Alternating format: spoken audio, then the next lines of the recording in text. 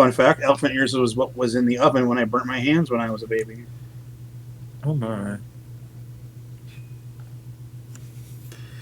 So, we're all lined up, so that'll be probably, hopefully, the only cut I have to make. Welcome to another episode of Luck, Marry, Kill. Probably the last episode before we get started into our pirate campaign, depending on how long everyone takes to go through everything today. I'm very excited to be here with Jordan, who will be DMing the first stint of the Pirates campaign, playing as Velvet. Akisho playing as Morpheur. They knew each other from before the story started.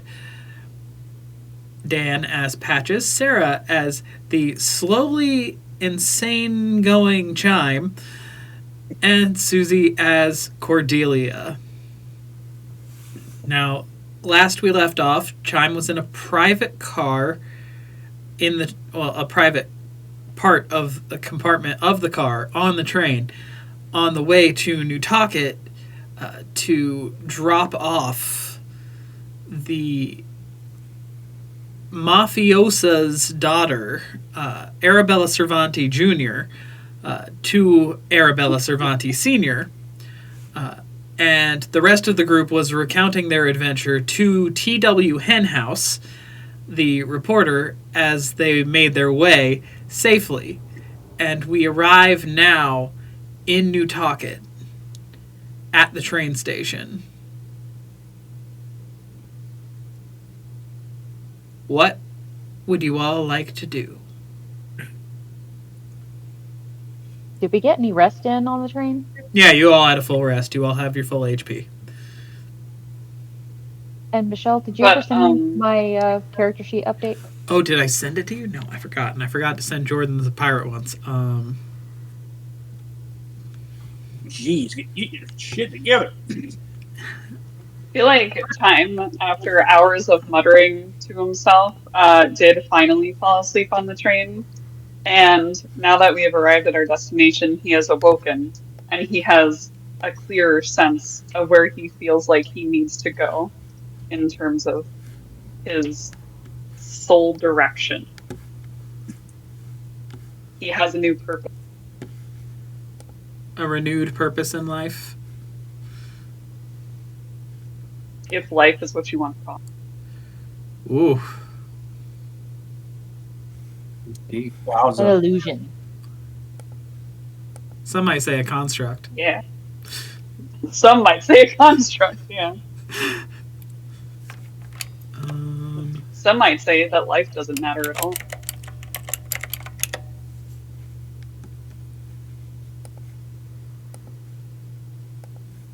Sorry, I'm trying to figure out where it saved. It saved in my downloads for some reason? Okay. Let's go to the downloads folder.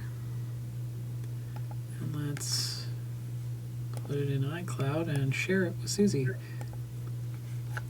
That's time. I imagine you remember the way there.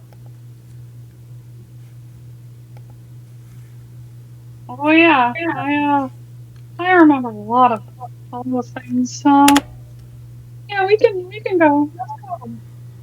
Or I suppose young Arabella knows where knows her family house. You wanna get there?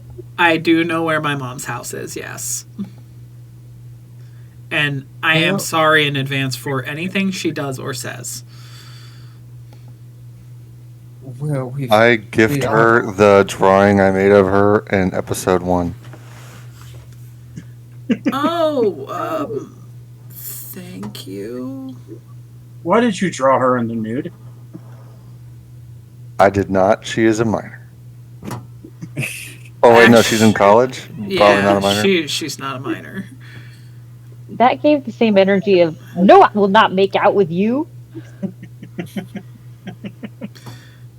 Chima finds a long black trench coat in one of the car closets, and he puts it on. And he, like, tops the collar. And then Pete's just chilling on his shoulder. We are bringing you back to your mother relatively unharmed and alive at the least. Why would her actions thus need apologizing for? Should she not be relieved and in the mood for reward giving and jubilation? Your contract will be fulfilled. I don't know. Fine. I will try my best, my level best, to not upset her, but she's kind of a hothead if you hadn't noticed.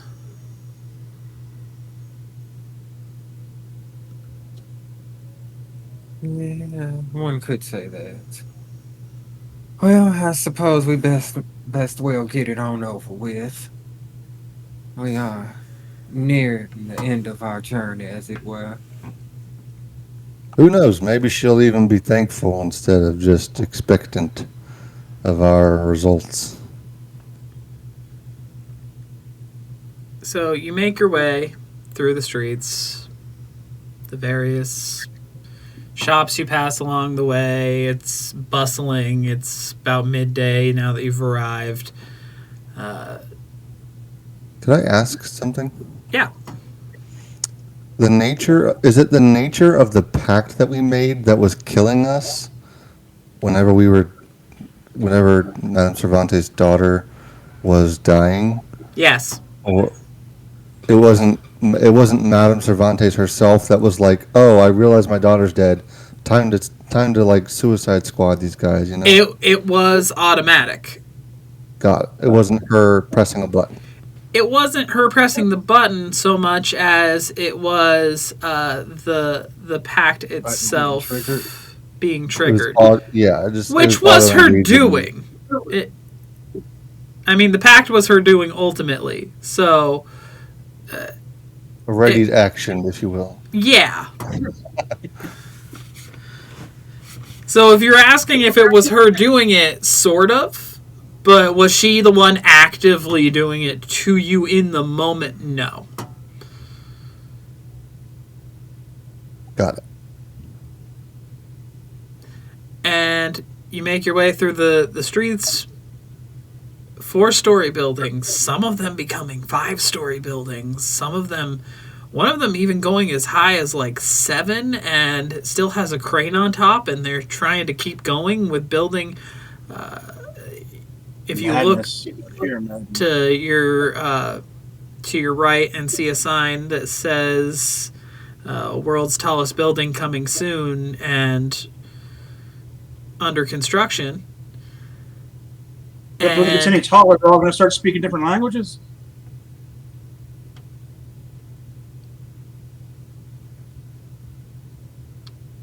You quietly and quickly, judging from the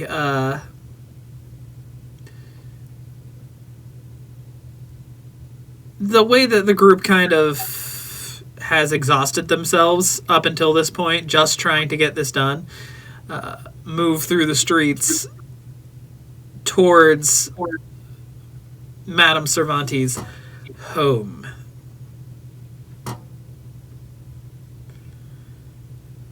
You arrive at what more or less looks like a large mansion comparatively to the buildings around it. And 2 very, very large security orcs are standing on either side of the main door, dressed in all white, large lapelled suits.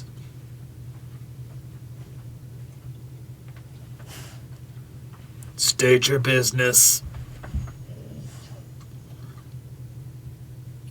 We are returning to daughter Cervantes.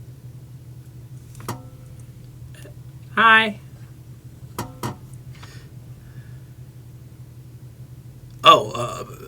And you see this gruff, big-ass orc. The entire demeanor just shifts very suddenly to, oh, fuck, I better not ask any more questions about this. Like, let's get them inside as quickly as possible. Right this way. Morpheur nods in his signature style and brushes past. All right, let's go. Let's go.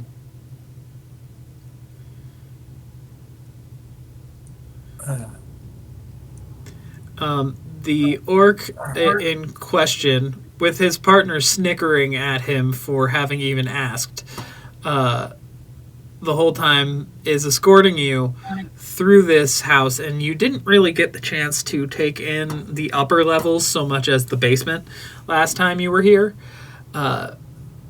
White marble, checkered with black marble in all sorts of different places. Giant, gaudy frames on family portraiture. Just opulence like you wouldn't believe. Madame Cervanti has money, and she's not afraid to show it off.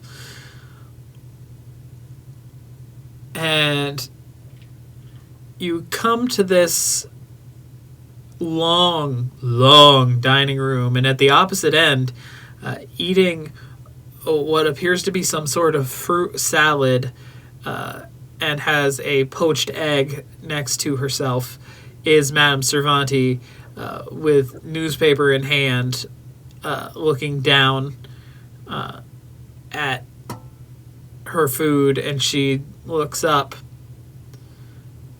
and immediately drops her spoon back down into the dish with a loud clatter that echoes throughout this chamber. Just the only sound is that little crash. You could hear a pin drop otherwise. As she rushes to the other side of the table where she sees her daughter. Arabella, are you okay? Are you hurt? Are you all right? Mom, I'm fine. They took good care of me. They've got me back from the dead, which... You didn't use the tablet on these people, did you? And you see her kind of... I was very worried about you. Mom, do not kill people or threaten to for me. I was trying to do ancestral research on our family and somehow wound up part of a cult ritual. A cult? Someone explain.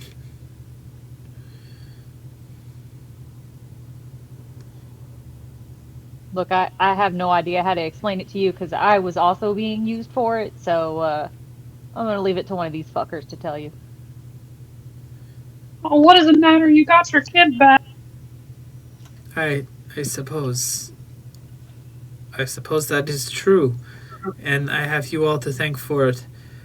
You may consider yourselves released from the contract, and even though you have felt a pull to bring her home this entire time, there's a certain feeling like anxiety being released from your chest magically. Like there's been this hold the entire time, and just, and you can breathe again. Is it bad? My first thought was explanation was not in the contract. I want to know who tried to kill my daughter. I believe it was a modified version of the Church of the Black Scarhorn. Some sort of dragon-based cult. Do you specifically, it was Victory. I forget his last name too. Tedison.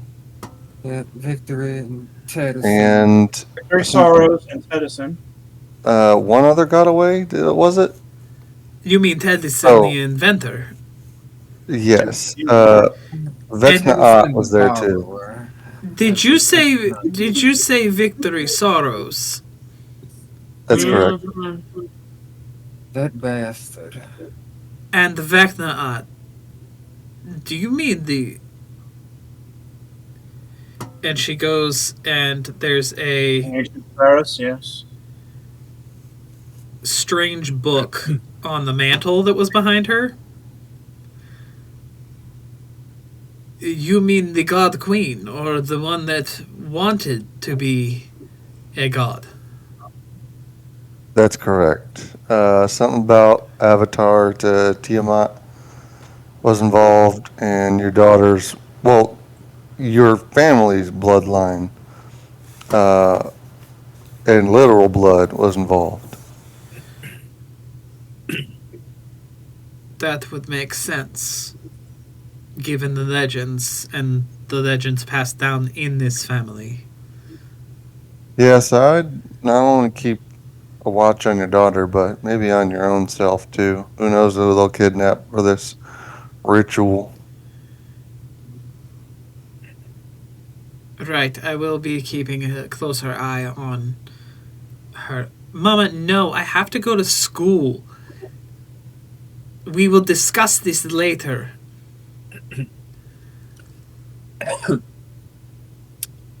Igor. If you do go back to school, you probably want to make sure there are no more mirrors in your room. Oh, Or I that want... the walls are covered with them. I'm not quite sure which way you want to go with that. That would probably be better. Probably if... the covered with mirrors. Yeah. Go for that route. Yeah. Or better yet, just make it so that you don't need security and you're that well trained. It's been discussed. Self-defense is the best offense. You know, who said that? Mel the cook from Alice. Maybe they can send you to assassin school. I would not be opposed at this time. Igor, see that these people are well paid for the rescue of my daughter. See that they are... Do you have accommodations here in the city? I believe so, yes. Nothing beyond a Now this is, are we assuming that my debt's paid? Oh, your debt is paid in full and then some. I took it out of your pay. I took it out of your pay initially, and now you will be paid. You in particular will be making 6,000. Silver, we can pay it in gold. It will be 600. That sounds great. I'd love it in gold. And then Velvet tries to keep a straight face, not expecting that he was actually going to get that much. The rest of you who did not have debts to the family will be making 10.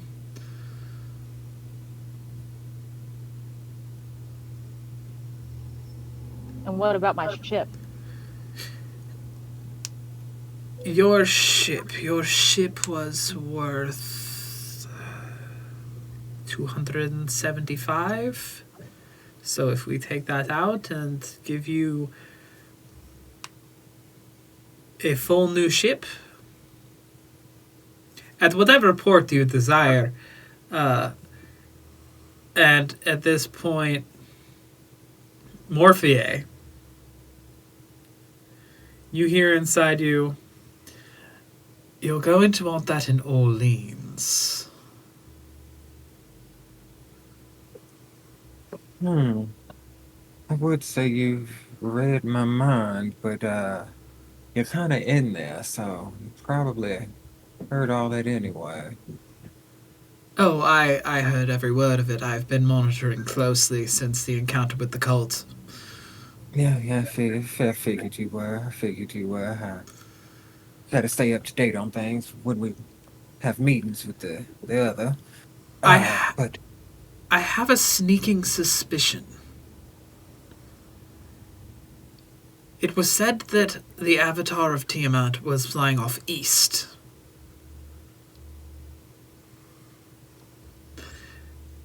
I think she means to go home. To Gregyptia. To Gregyptia. And Morpheus says that part out loud as he is subject to do mid-internal conversation. Where precisely is that? Gregyptia. It is east of Iberica, which is south of Albion. Yep. It's across the sea. What's this about? A grip show? There, Morphea? Well, after a jaunt to Orleans, I believe our next port of call might be in Egyptia. As if we remember our the sandy one was referencing going back home, which Oh, so you're saying I have been told just is telling you that we should go after.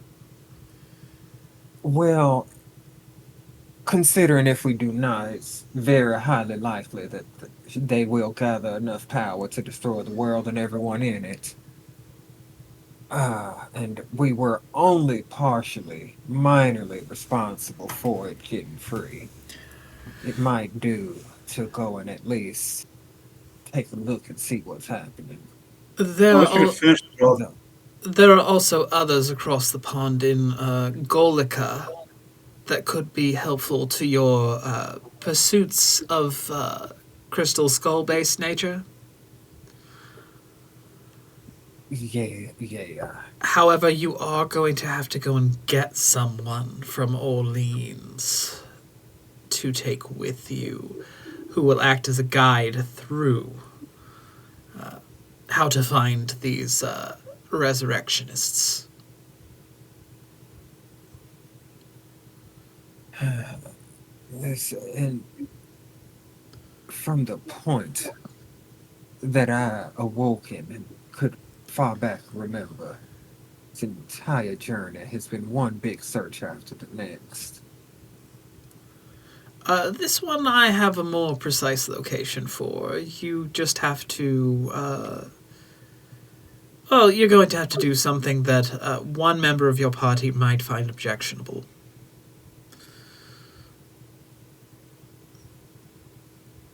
Well, after everything that we've done in the last couple weeks, unless we're murdering babies, I'm not quite sure what else is objectionable. Oh no, Velvet will have to use his own blood to awaken a vampire.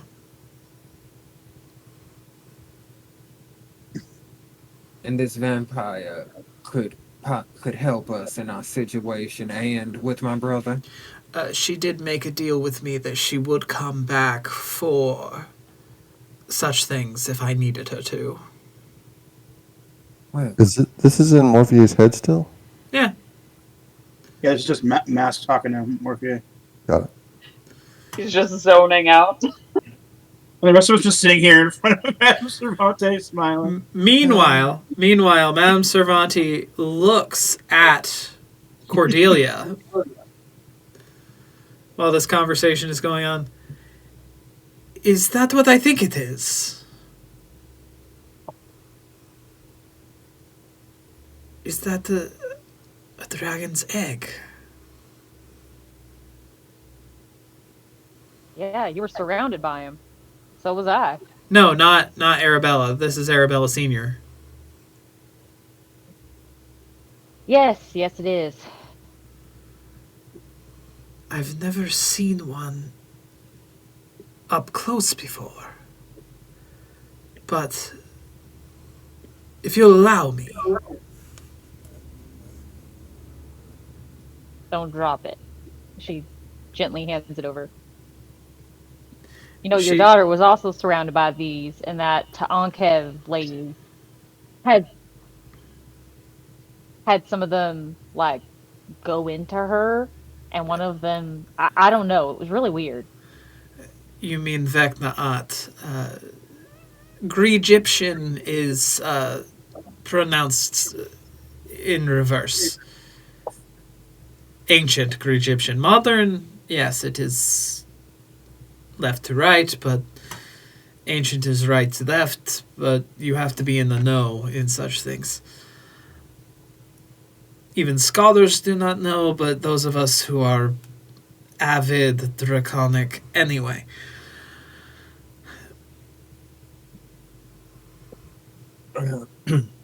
Her hand starts to glow purple around the egg,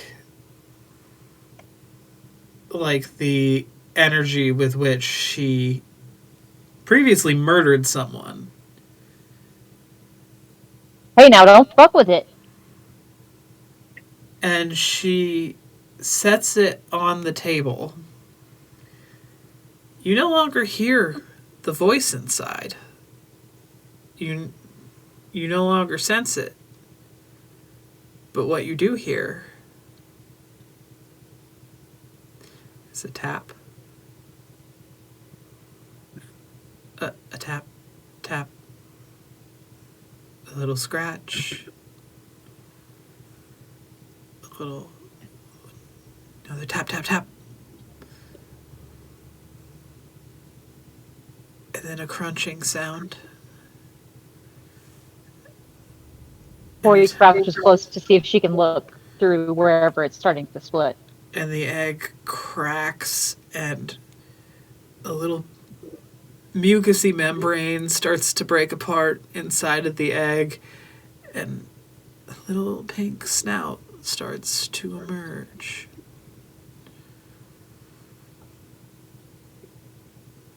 Tori puts her nose up near it. And instead of a voice, you hear just a "Gaw! Gaw!" I'm really bad at making the raptor sound from Jurassic Park from when it hatched, but, basically imagine that.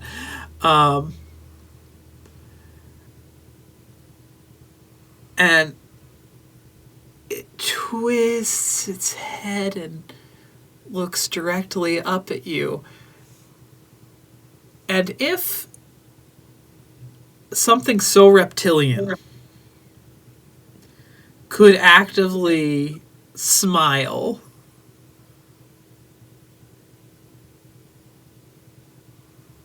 you imagine that's kind of the sentiment, just a soft little...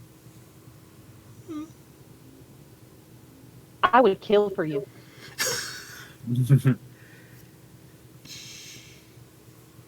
It makes its little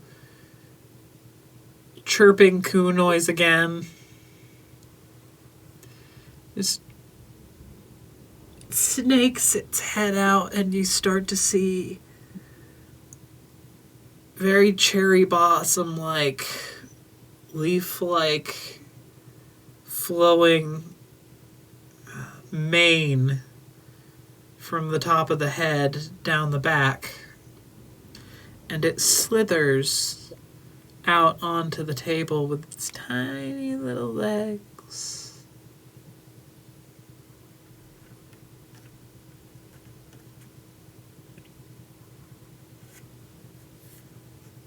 And you look at this newly hatched, it can't be longer than a foot, snake-like pink, whitish pink, not like hot pink. It's not, this is not the 50s. This is like the pink of a almost like an albino gecko, and very pink on the mane, and very, very armored looking scales on this tiny little thing. And it's just looking up at you like, hi.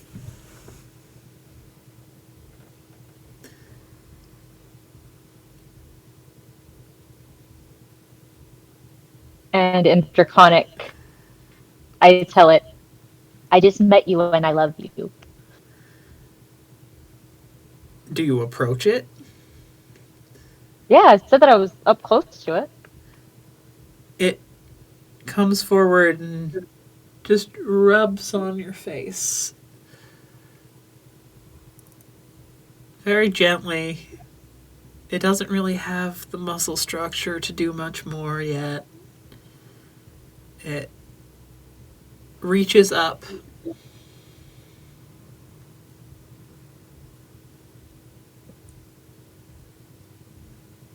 Do you meet it where it's reaching, or? Yes. So it grabs on to the edge of your shirt with little tiny claws and starts to try to climb up your arm and onto your shoulders and settles around your neck and nuzzles in. And this tiny little dragon just goes to sleep. He's crying.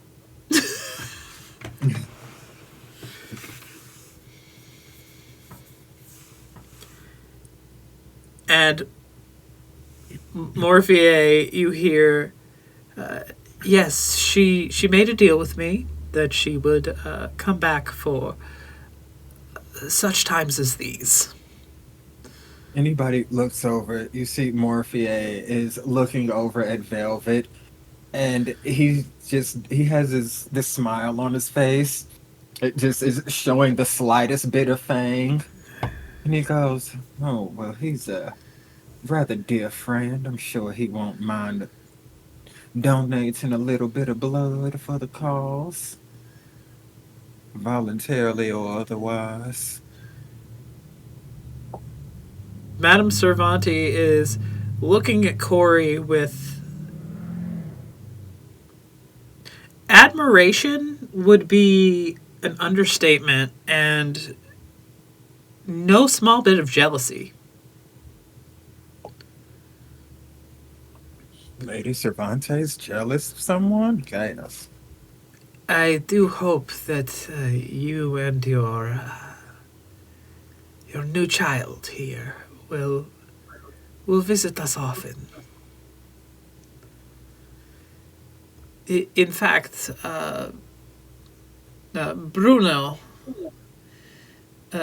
see that a set of rooms is kept open for our guests here at all times. Bruno, do what I said. Yes, ma'am. Silencio, Bruno. This is why no one talks about him now. Oh my god, did you see there's a whole theory, we can talk about it later. Yes. I know what you're talking about, and yes, I have.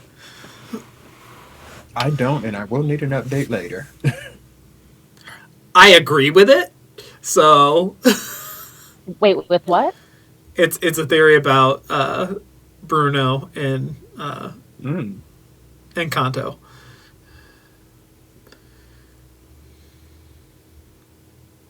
Also, who the real villain is in all of it. You mean somebody other than the grandmother? I mean, yes, but also yes, somebody other than the grandmother. Yeah, I'm gonna need to hear about this theory. Off break or something. The sister who could hear everything. You know, that makes perfect sense. Because, yeah, she knew all this stuff and didn't say a word. Yep. She was fully capable of telling all the people's secrets she wanted to tell. But she knew she kept her own secrets to herself. She was always messy. She was messy. Lie of omission. Jordan, if you're talking, you're muted.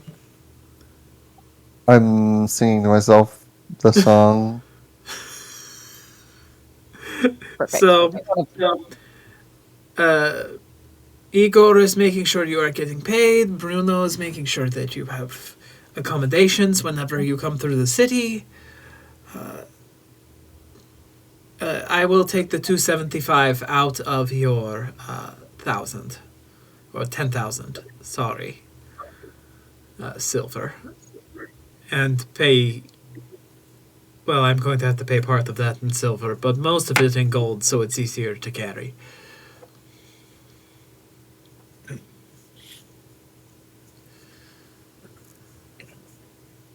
Michelle, clarify for me, because I think I might have gotten a teensy bit confused.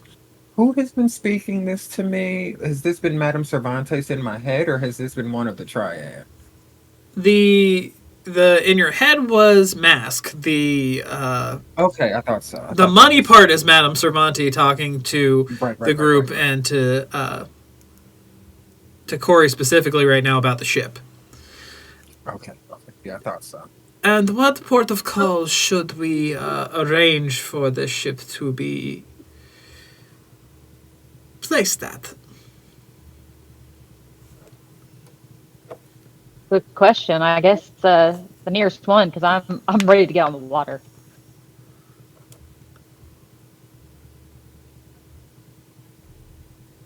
Does everybody? Yes. Should I give you a moment to talk amongst yourselves about what port of call, or? As in to depart from? Is that what you? Yes, as to where the ship will be and where it will depart from. Well, there's only the one. Personally, I'm ready for a change of scenery and, just a new take on life. So as soon as possible would be great for me. Yes, I am on somewhat of a time constraint myself. So the nearest port of call would probably be best so we can quickly set out. All right, then it will be in the port in the city within, and you see her look over at Igor, who is doing the math. By the end of the day, we should have something here. Perfect. Will this too also have a crew aboard? A crew was not part of it, but for a day's wages, it is approximately a copper. Today, you should be able to hire someone near the port, or you can, depending on the size of ship, crew it yourselves. I suppose we'll see when we get to port then. I assume one of you is an experienced sailor. Yes, I am. I grew up on the ocean. Oh, what a life yes, that must is have been. right. I may have been a famous sea captain in a former life. I do not remember.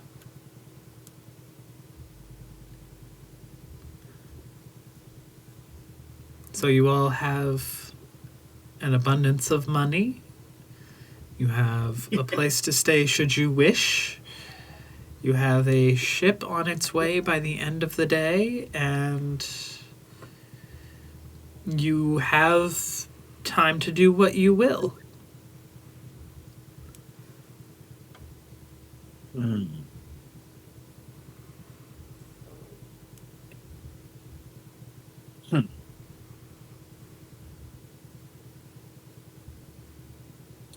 I suppose Morphia is just going to say, well, as we are setting sail, does anyone have any ideas for our overall goal?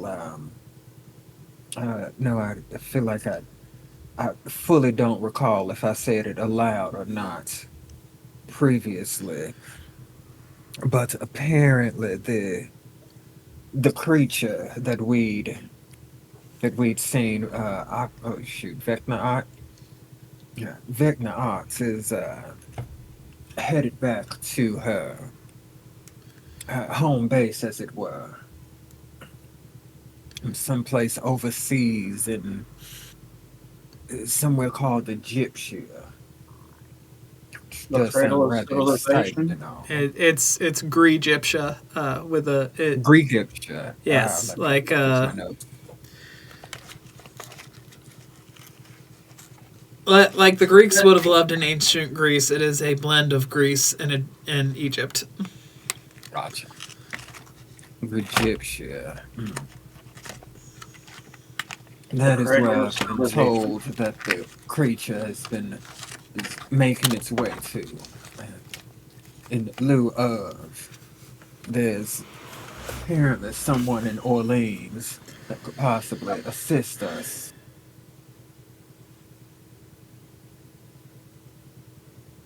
Well, I've never been to Orleans, and I'd love to go. No, will you be going by train and then do you want the ship there instead before we send Igor off to accommodate your wishes here?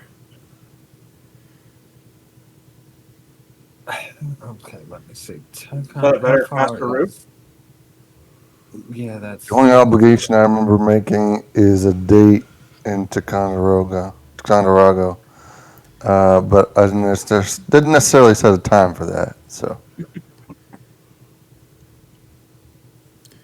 With Clarissa Chiambra. So where is my friends? Just standing outside the house. They're back on the train. The two of them that came with you are still on the train. Joanna and C4, yeah. C4. Okay.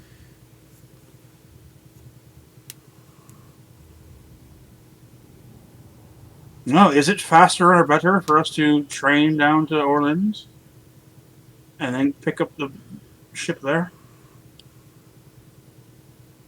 Or do we want to get our sea legs on a shorter trip from here to there before we go all the way over? Well, what's the traveling time betwixt the two?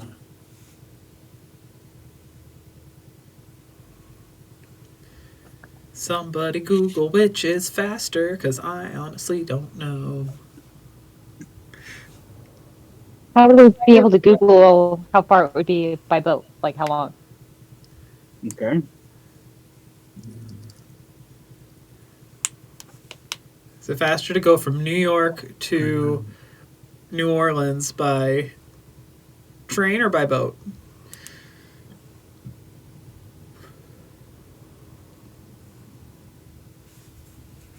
$40-hour unprecedented trip on train.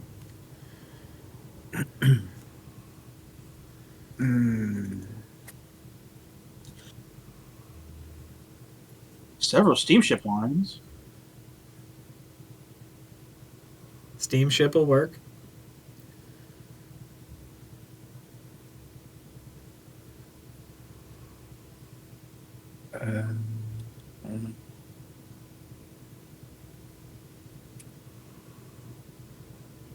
Well, train is in a matter of hours, apparently, and I think a boat might be in a matter of days. I suppose someone should kill my dad. We can always add that to the list. You also don't know where the hell he is right now. That's just on the list of things to do in the future. He's a tomorrow problem. Speaking of dads, where's mine? You left him in Ticonderoga. Yeah, he stayed behind with His other kid. With Maggie? Okay. I missed that. your sister. Yeah, with your sister. That I didn't even know I had. Yeah. Really. I mean, I had an idea of her, but We're all just finding family members left and right. Yeah, I'm kind of surprised we haven't run into any of Chime's family yet. Chime has a lot of family. Most of them are here in this city. So if you stay here long enough or investigate the city thoroughly enough while you're waiting to depart, you might. I mean, Cham, doesn't your family live here? Yeah, we can leave as soon as possible, though. Oh, you Would don't you want to go not see like him? to pay them a visit? Me and my family, we've always had different ideals, and well, we don't really stay in touch anymore. Did you accuse them of being constructs? No, I tried to enlighten them to the reality of the situation, and they refused to believe me. Can you believe that? They tried to throw me in a padded cell. They also sold you to me for service, so I would Wait, not. what? Yeah. You want me to How, kill him? how do you think you wound up here? Your family. They sent you here to me. Quite frankly, there are a bunch of rats. God damn it, Dan. Hey, Morphia, you want to go see how the bar's doing? What was that? What did you call me? I am Here, not I a. want you to imagine in Waterboy with what's her face holding the sign up that says, "Do you want me to kill them?" That's the energy that Corey's trying to give to Chime right now. I love that. I love that. Vicky Valancourt. Yes. Yeah, her. I think I Chime like them very much. Chime is just like standing there like in shock, and he's just Yeah. like, I thought you just bonked me over the head and stole me. And I like Vicky, and she likes me back. And she showed me her boobies, and I like them too. And I appreciate what you're showing me right now. I,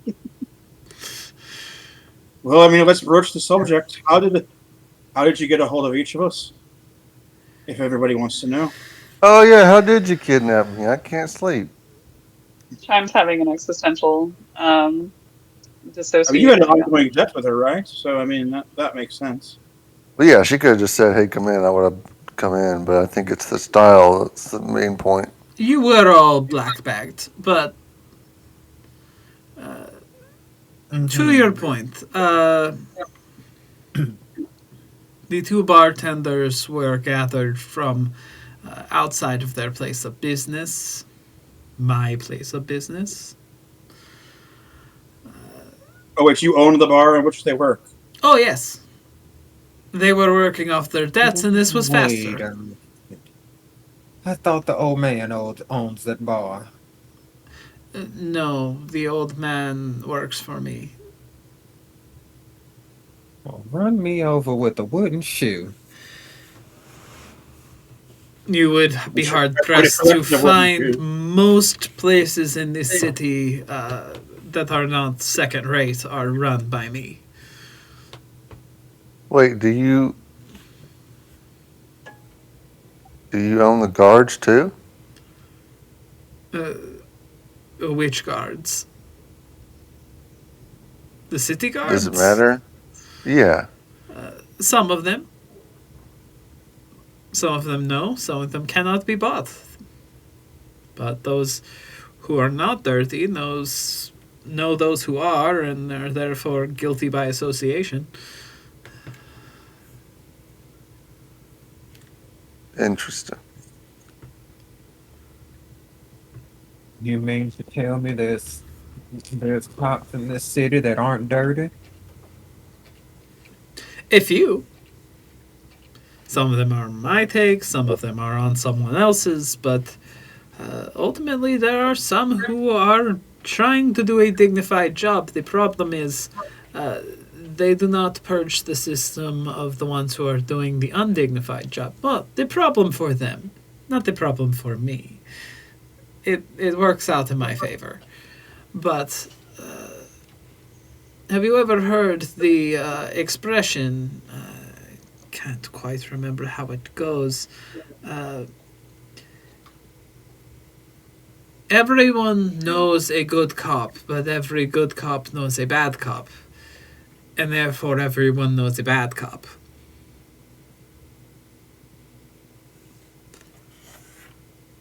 Can't say I've heard that one My opinion before, that but all it guards are bastards. has a ring of truth. So, it's not a clean job. It's not a clean city. It kind of smells a little bit like shit if you've been outside.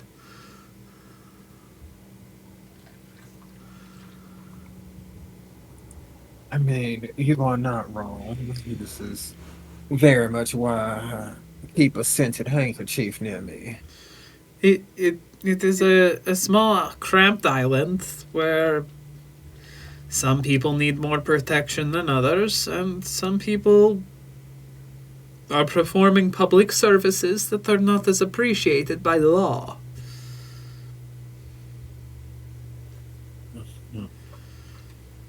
Like, say, bringing in very warranted amounts of alcohol.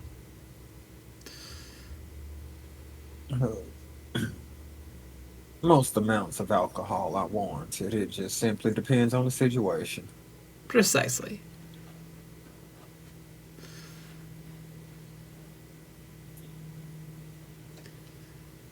So, would you all like more work? Would you all... What is the...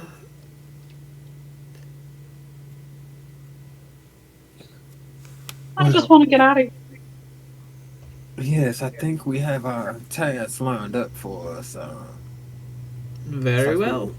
We're going on the first thing, smoking out to Orleans, and from there, hopping aboard our lovely ship and setting sail. To destinations unknown, I hope you have a wonderful journey. Please Yes, consider yes. any shop in this town. You will likely get a discount at if you mention my name. Otherwise, I will see you whenever I see you. And hopefully you are back soon.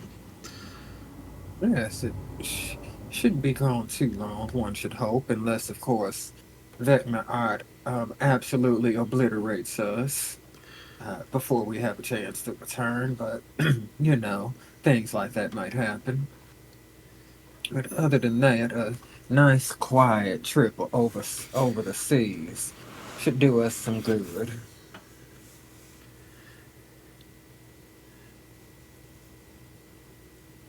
And so, you get your payment. Were you leaving by boat or train? I think we discovered train was Okay, faster, okay. right? So you're going by train. The ship will be ready for you in Orleans. And are you leaving right away as quickly as possible? Or are you staying here? I thought we could do some shopping. And upon if we level up at the end of it.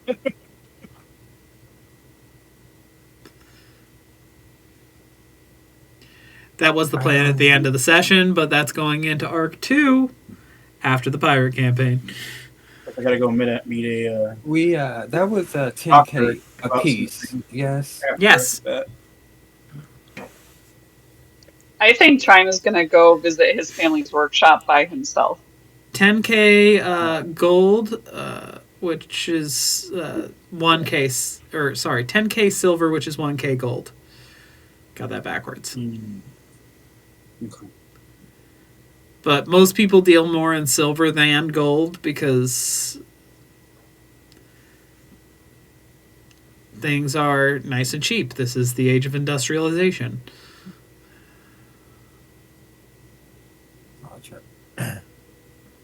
I think I'm gonna take Velvet up on their suggestion and go with them to check out the old bar, see how things have been since we've been away.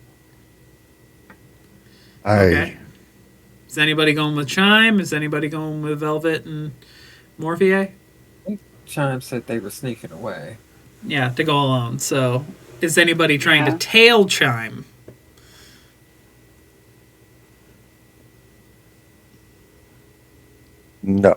I will.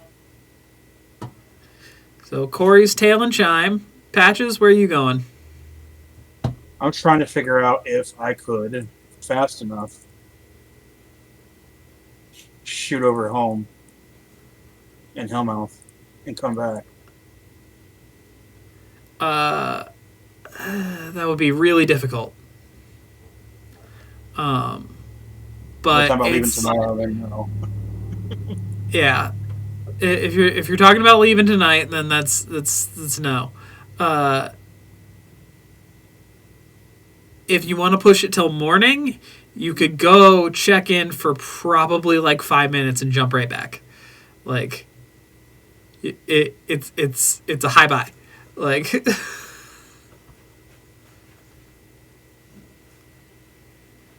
here's your hat, what's your hurry? Like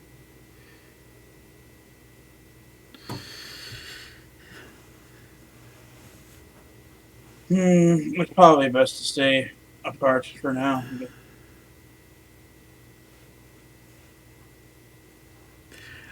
you I don't know what I can do. Maybe I Could- just enjoy some quiet. You could also send word to see at home what it's like so that you would hear back.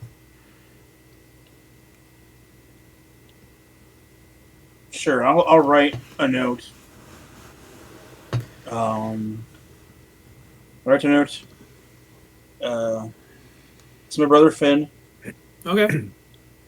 and I'll have Igor have it sent, and I'll say, please send to Orleans at the shipping at the docks. That's where it'll be next. All right. So, who wants to go first to see what their stuff's like? Are you So you pointing guys at are me? going back to the bar, and Chime's going to Who that. precisely were you pointing to? Because to all the viewers, you were pointing at them. Yeah. Yeah. That was the funny part. Sorry. We're live to tape, not live to live. But you are welcome to go first, our lovely Chime. Yeah, Chime will go first. So Chime, I do want to hear what Chime's parents sound like. Chime, are you deliberately trying to not be tailed? I am in fact deliberately trying to not be tailed. But you Okay. have a tail, right? So this is going to be a stealth versus perception.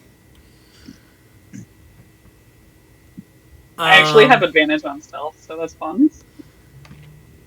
For Corey and Chime. So I'm gonna need you both to roll.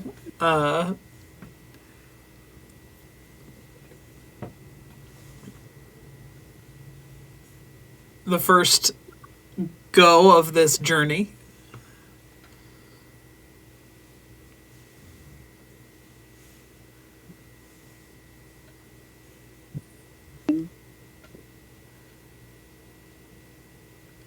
$17.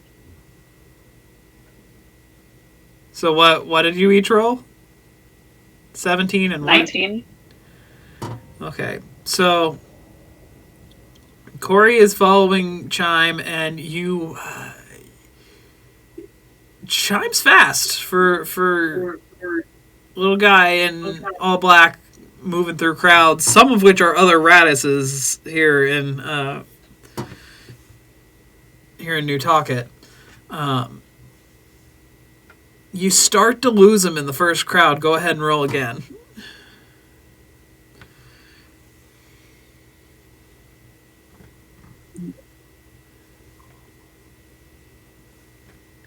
$22.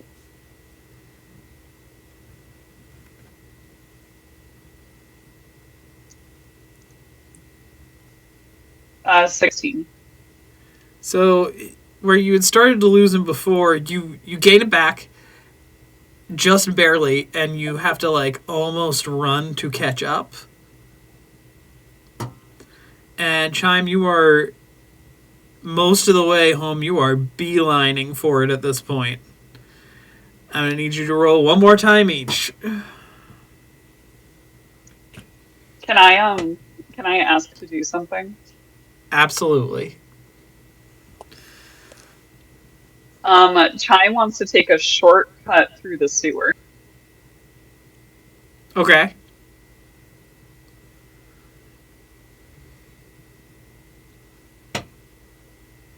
$22. I'm also proficient and took canny in perception.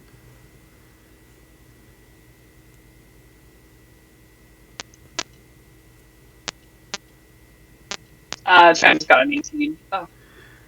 Okay, so you do take the shortcut into the sewer. Corey, do you follow? Yes. Okay, But I'm so also being very careful to like pull my hood up to cover the baby dragon. I'm gonna need you to reverse the rolls. Corey, you're rolling stealth. Chime, you're rolling perception.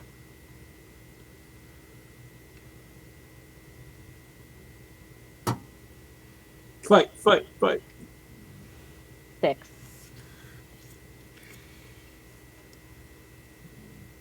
Uh, 20. Chime, you definitely noticed Corey is behind you and you know who it is. Do you do or say anything differently from what you're already doing? I think. Mm,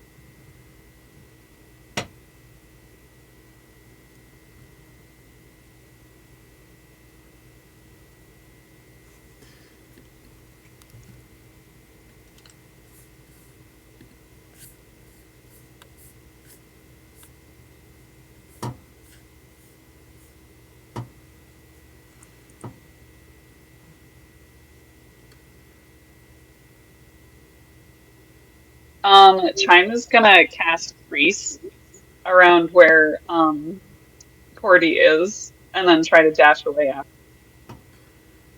Okay. Is that a dexterity saving throw? Yes, it is. Okay. Dex 15.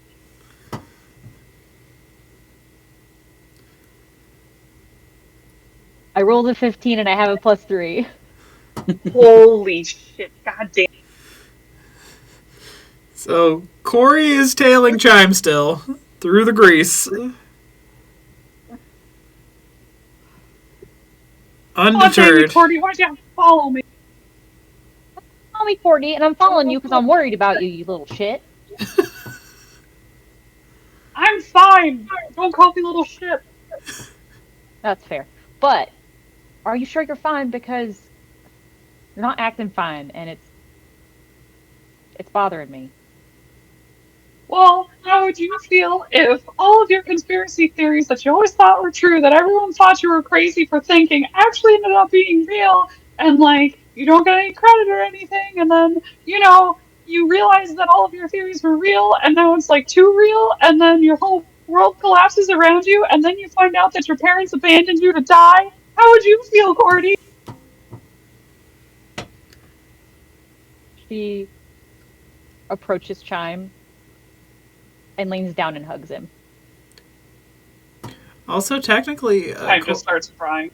Corey, your parents did. They sent you off. You don't know who your real parents are because they just sent you here. Yeah, I'm not gonna take it away from how he's feeling though. She's just gonna quietly hold him while he cries. Okay.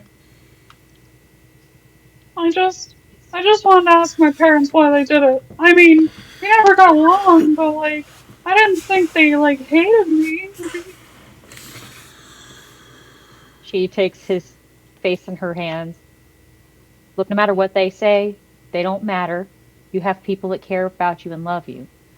I do know what it's like to be abandoned, unfortunately, but I know that you can get through it. I know that nobody believes you, but I believe you. Chime like just sniffs as he's like crying, looking up at Cordy, and I like to imagine that Pete just like shimmies over and then uses one of his fingers to like wipe away a tear from Chime. The fuck happened to that thing? Oh, Pete's like my greatest achievement ever, I think. Oh, wouldn't it be cool if he had a friend? He's Cordelia so hasn't creepy seen him now. since he became this monstrosity. Well, I don't know. I think he's pretty cute. He was just a single finger, I think, when she last saw him. Two fingers. Yeah, fingers. 2 fingers with a mustache. Oh yeah, that's and a right. I mushroom forgot. head. You like didn't. You didn't. Yeah, I didn't see it as the Skulk hand. Oh yeah, a little skull Nor- can with a fangy mouth. But now Nor it's has she ever seen a Skulk, so she has no idea what the fuck she's looking at. now it's more or less turned into fungal baby Groot.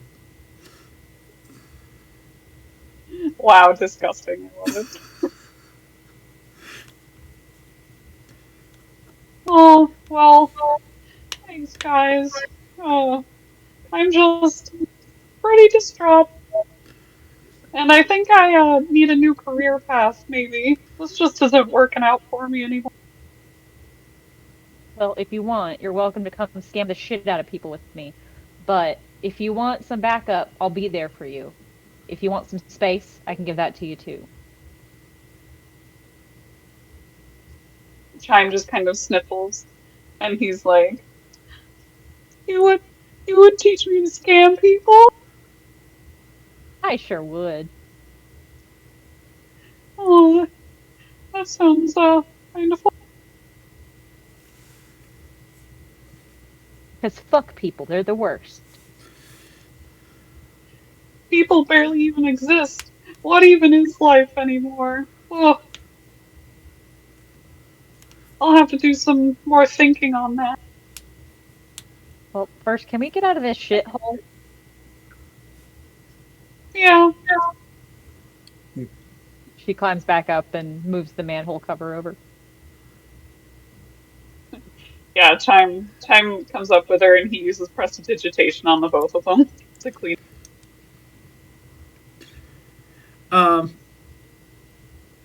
So, I will say, at this point, he's been in the sewer so much that Pete just kind of permanently smells a little bit like sewage. Yeah, that's fair. Because he's absorbed some of it. It's organic. Wait, does that mean that... It's organic matter, so, like, yeah. Yeah. Does that mean he can give people diphtheria? Roll Dysentery. for typhoid. I was going to say for cholera, but that works too. I would have gone with typhoid because I knew it came from poop. But Oh, yeah. Oh, yeah. So does cholera. Cholera comes from poop in the water supply. yeah. Has anyone seen the musical Book of Mormon? No. Oh, now you I know, I was at a theater don't and I've like never that seen we it. haven't seen something because you weren't going to use it in the pirate campaign.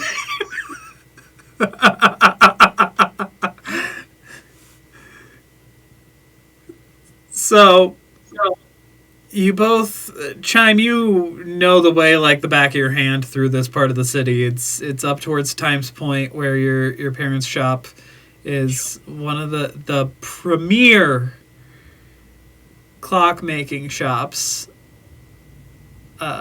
Always bustling with business, always busy.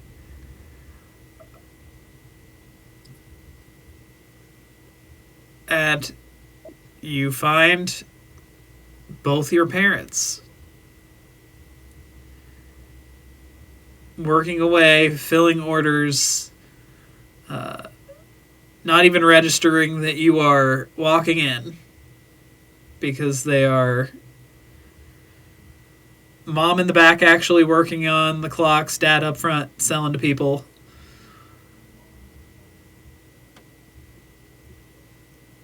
Busy, busy, busy.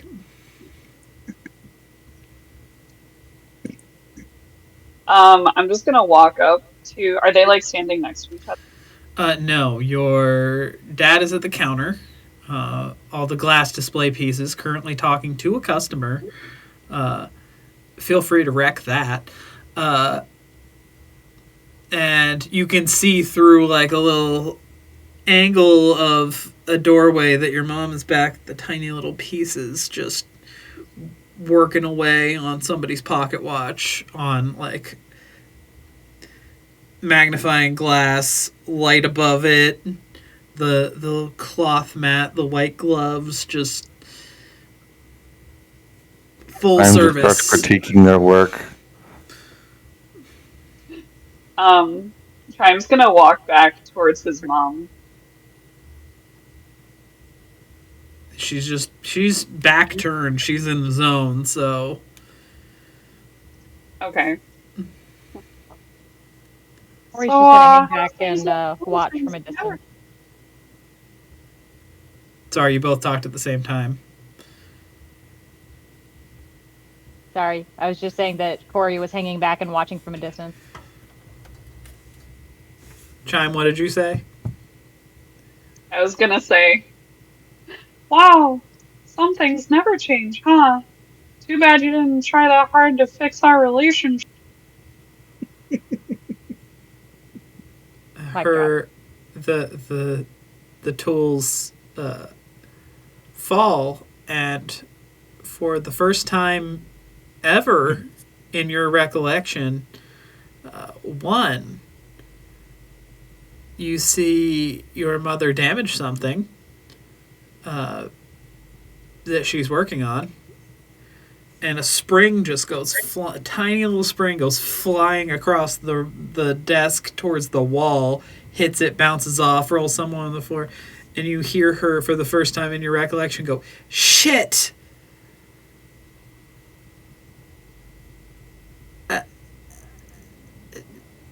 Chime? And Hello, she Mother. turns to face you. How? What are you doing here? How did you?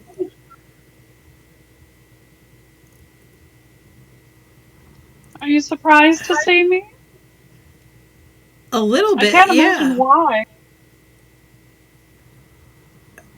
And her face kind of falls,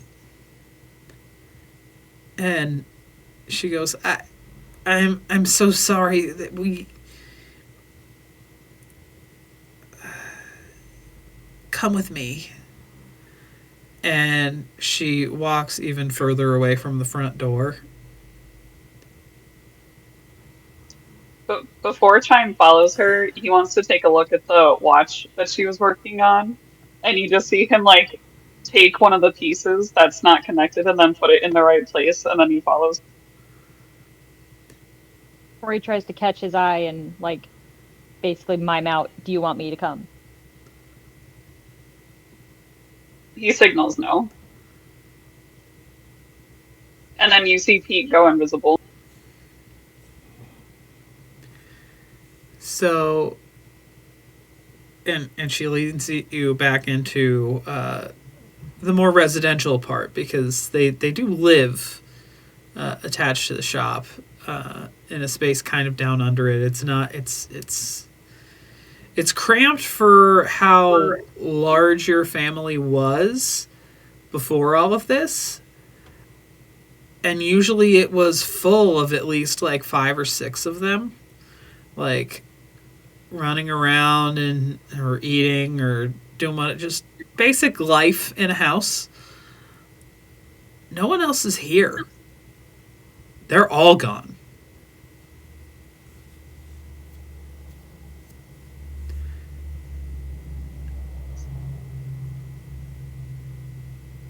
Seems awful empty in here.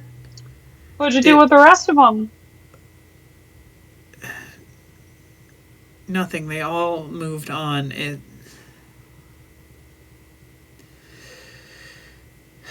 How much do you know?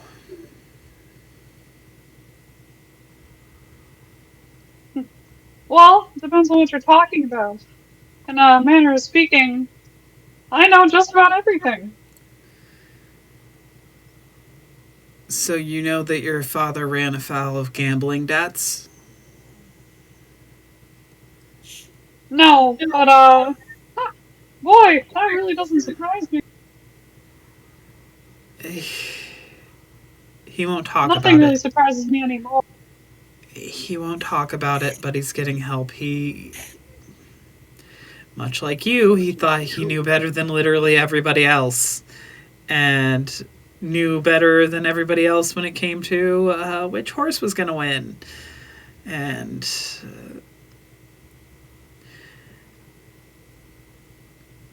we were asked, honestly, by the people who came into the shop in the night with guns, which of you children was the most capable?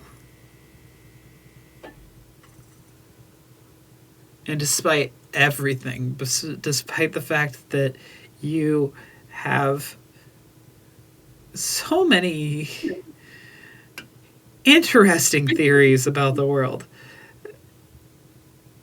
your name just came out.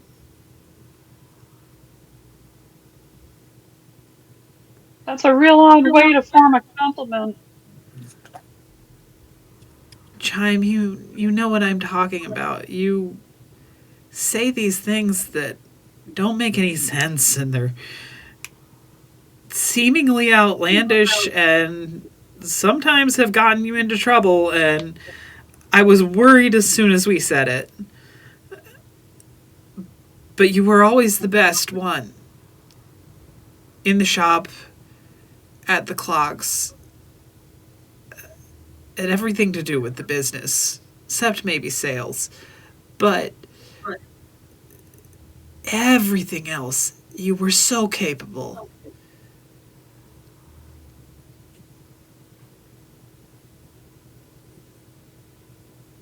And I was the one who said it.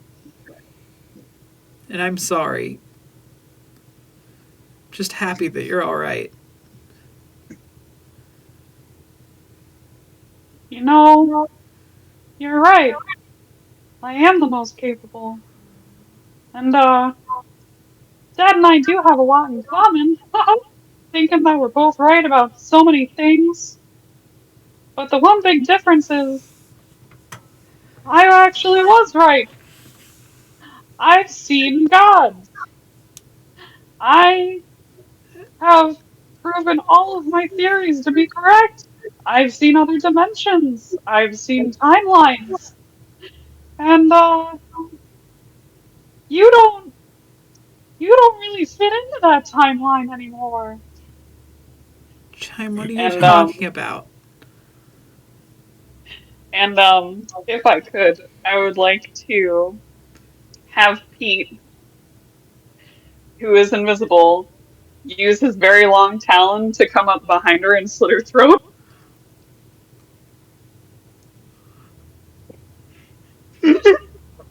Wait, what did I miss? I looked down for 2 seconds.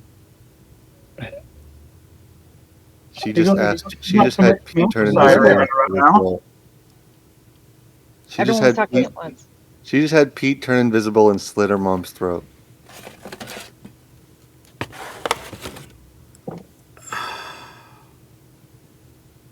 Holy shit.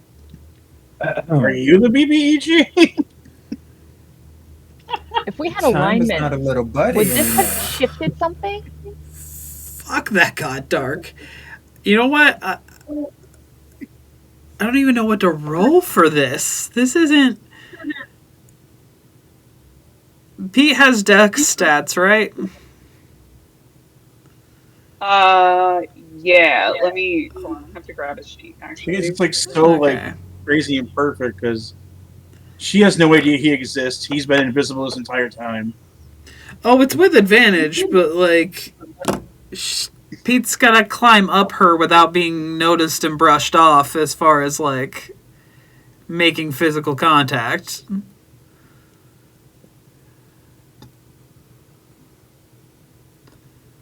So he has a base dex of 15 and then he gets +2 to dex. So do you want me to roll? Like stealth? Roll stealth and add the +2. And add your proficiency bonus and roll it with advantage.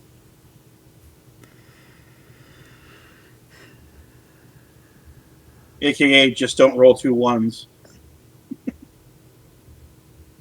Almost.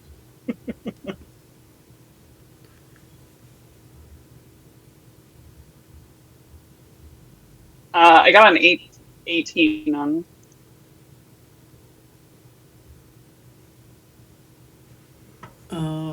Let me grab. An 18 plus everything? No, that's with the plus. I rolled a 15 both times. And Oof. Let's see. Oh wait. Sorry, you said with my proficiency bonus, right? Yeah. Oh, It's not sorry, then great. it's a 20. If it's an 18, it Should should be be a 21. 21. Proficiency bonus should be +3 right now. At level 5. No, well, I just like miscounted. So my proficiency bonus is +3 plus the +2 from From the his dex 15. stat. Yeah. And then you Yeah. rolled a 15. So that would have been a 17 plus 3, which is a 20. So Math. he goes unnoticed. And with the base stats of NPC, Chime's mother doesn't get another word out. She is on the floor, bleeding out.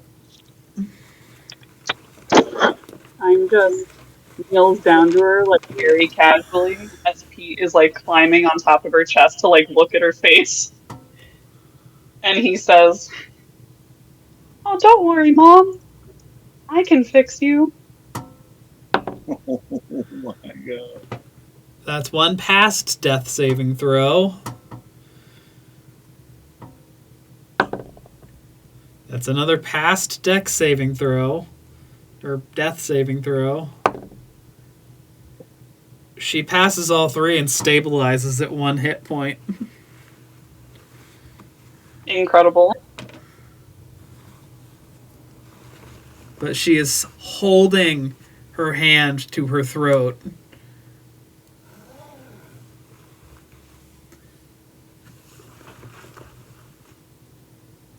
You just see Chime pull out the surgical tools that he grabbed from that evil scientist at the very beginning of the campaign. He pulls them out of his trench coat. And when he pulls them out of the trench coat, she sees all the other vials full of all the things he's been collecting all throughout the trip. And he just kind of shows them to her. He's like, "Look, I can make you better. Better than you were before." And yeah, he's just gonna go full evil scientist on her for like 15 minutes. So, is he sawing parts of her off? Is he adding things to her? What's the... So have you ever seen Hellboy, like the first one? It's been so long. So there's like this evil guy who basically like took out his heart and then put a clock piece in replacement of it that Wasn't he has to that wind up. wasn't that Rasputin at one point? Or is that a different Hellboy movie? No, the Rasputin was the dude he was dragging around the graveyard, I thought. Okay. So Chime is going to replace her heart with a clockwork mechanism? Yeah. Yeah, she just lays there and it happens as you're doing it. Wow. Roll dexterity to see how well, or roll a general performance check to see how this goes.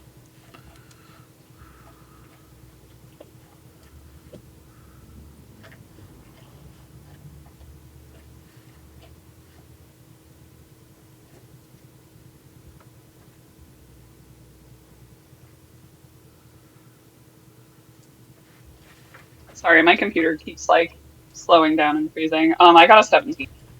Okay. You manage not to kill her. She has a clockwork heart now. And it requires winding rather than blood to pump things through her body. And with Chime's mechanical expertise, I'm gonna say that's signals, and she's able to speak again. What did you do to me? Oh, I just made it so, you might think to protect yourself a little better in the future, and, well, you'll never have to worry about heart problems. Who knows? Maybe I'll come back and, give you some more upgrades.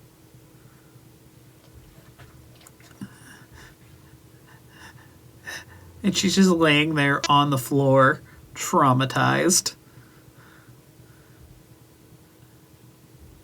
Chime just stands up, and then he prestidigitations himself to, like, get rid of any blood or anything.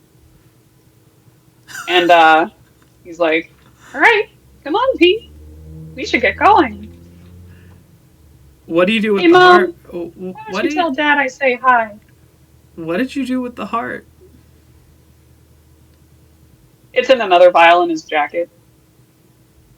Okay. Well, I would say it'd have to go in a jar because it's literal Sure, heart. yeah. Now, Chime is collecting his jar of hearts.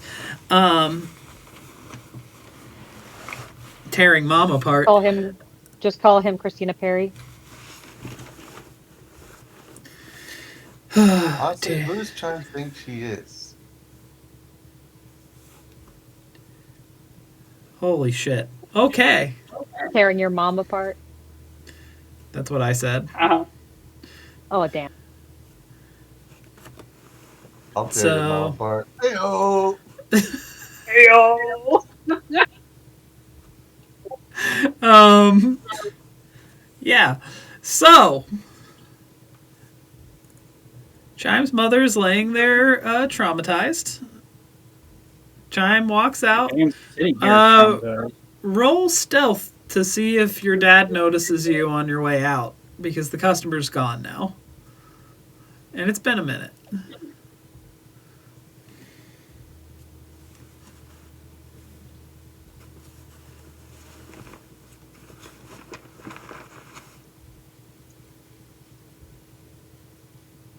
What'd you roll?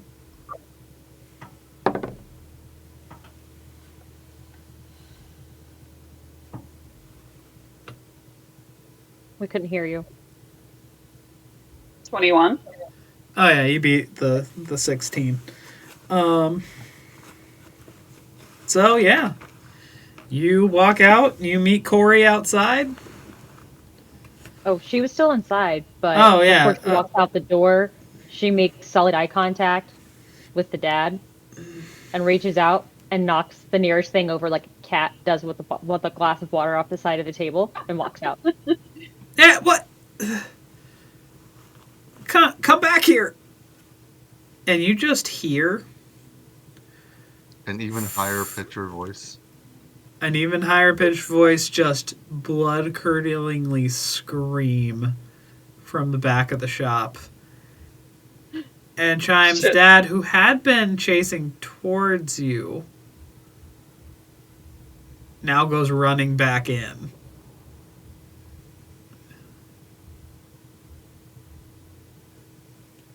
That feels like an episode ender right there.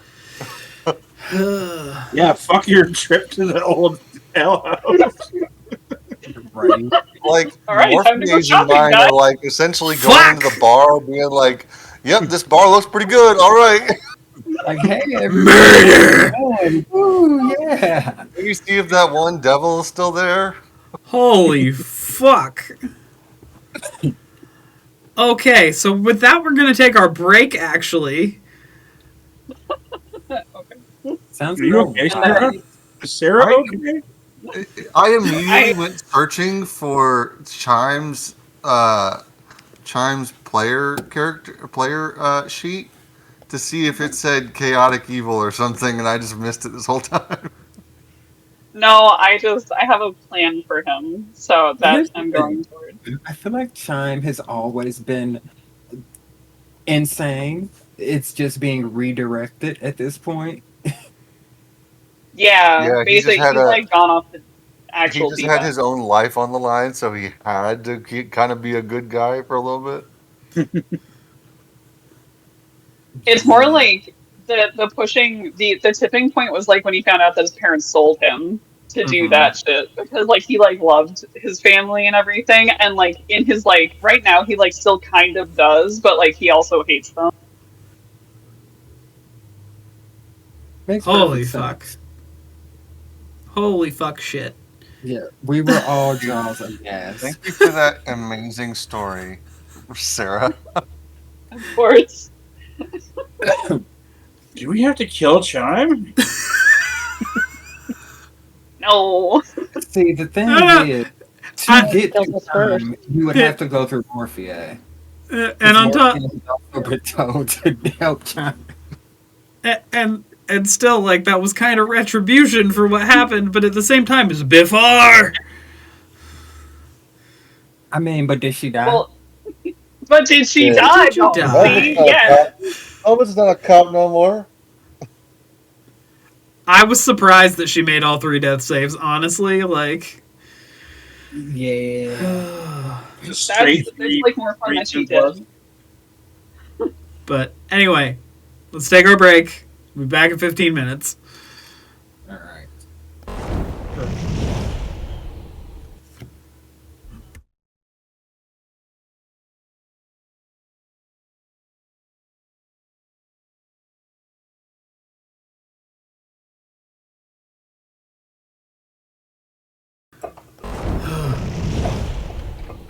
All right. Oh, you want to actually go to Orleans before we stop? No. I mean, that probably...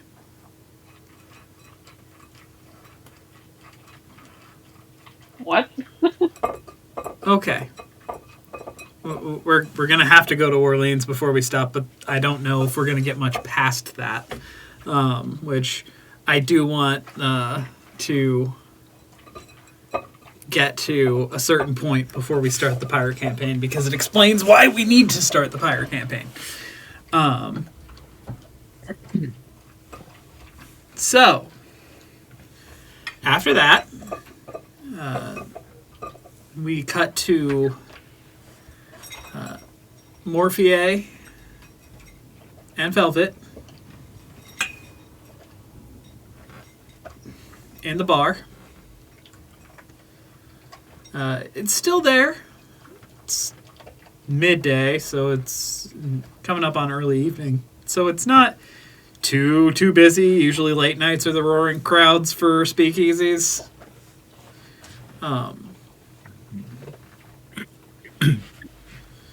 You get the impression that there's a lot of functional alcoholism going on right now in here. People who have the money to be here midday are here midday.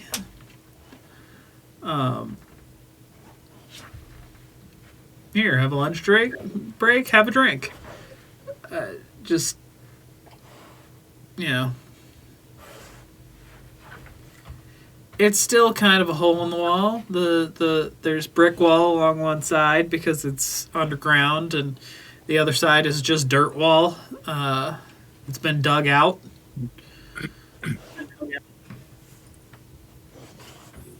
It's got struts along it, but it's mostly just the dirt and stone of naturally dug dank cellar.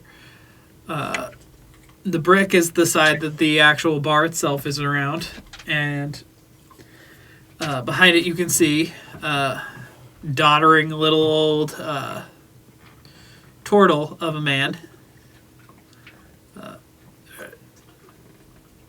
Oh, you're back. Hello. Good day there. We are back for a brief moment anyway.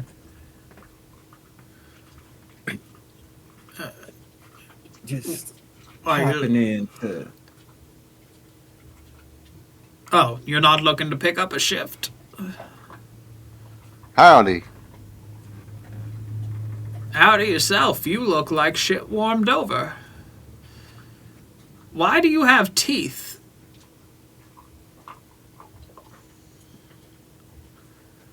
Why? Honestly, it's too long a story for me to give a shit telling you. I just got teeth now. Yeah, it is a bit of a sorted ordeal. Mayhaps, mayhaps... Actually, I don't even think the Lady Cervantes that would know because she's been having the ability to spy on us. No, She would know you stopped off for a bit, but that it was necessary for the investigation. She doesn't know the particulars. She will have been able to observe that Velvet had a proboscis when this all started and now has teeth, but wouldn't have questioned it because she doesn't really give a shit. Did we ever mention the character Seraphel to you, Mitchie? Seraphel. No. He's a devil that me and Akisho thought up that visits the bar frequently. His moniker being, or their moniker being that they always have a golden pocket watch in their possession. But they always look they, different. They always look Yeah. different, and they're always trying to swindle people into deals at the bar. that we would have to try and intercept. You told me about the devil. You did not tell me the name. I remember the pocket watch. I wouldn't say Seraphel's here at this hour. It's not busy enough to really blend in. Yeah. Morpheur would like to make his way actually up to his room. Okay. And he's going to start going through some of his old things, like a trunk of old belongings, just looking for anything else that might have the initials BB on them. Okay. Roll an investigation check with advantage.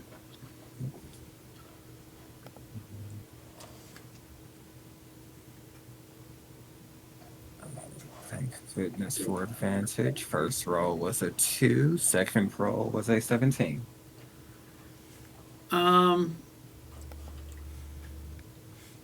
You do find, strangely, a collection of pocket squares with the initials BB on them.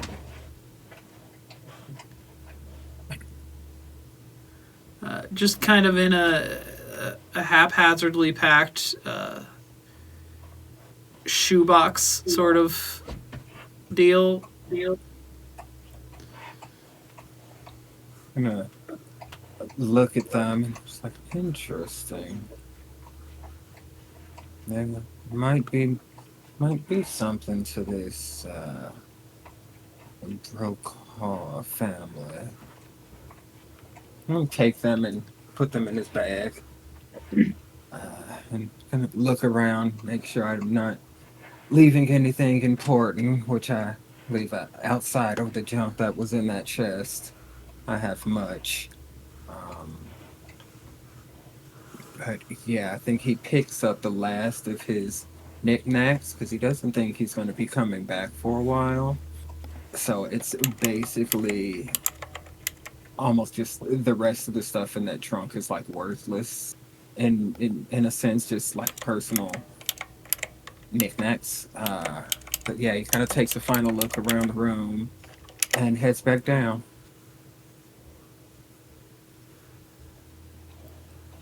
And with one of the handkerchiefs in his breast coat pocket now. okay.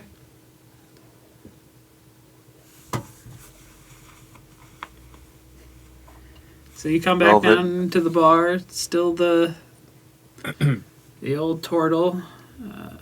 I don't know if you all gave a name for the old man because I remember there being the old man, Oh, and for We did some reason not. I feel I like pictured an old turtle who was moving at a snail's pace because I found that funny behind a bar. Sorry, a I like turtle at that. a snail's pace? It's Yeah, a almost about to be my next character. But yeah, Velvet, I believe I've gathered everything that I need. This place seems Yeah, to be holding together well. I'm gonna swing by my room real quick. All right. Yeah. And Velvet goes up to his room and opens a, little, like a shoebox sized chest with a lock on it. And in it are pictures of other Mothram.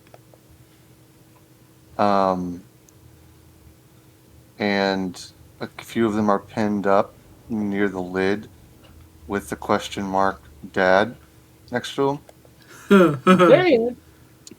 And he kind of just closes it and goes to toss in the trash.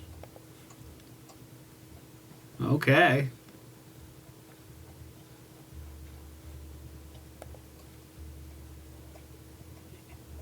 So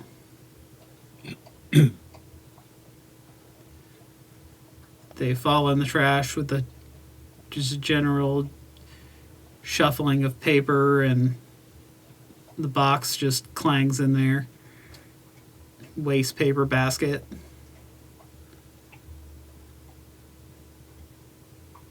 And you are still alone in the room.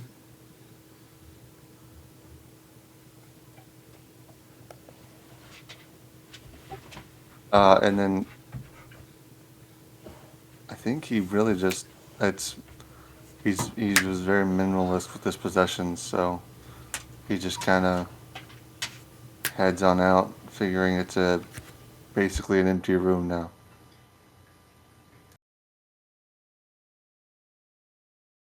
And then you go downstairs and kill the old man.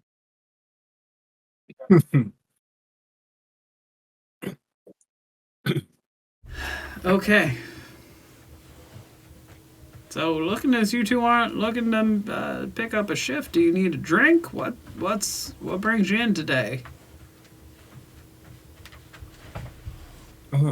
Believe it or not, I personally wanted to come back by and check on you. You did do me the kindness of letting me stay here during my time of need. So, Oh, you worked.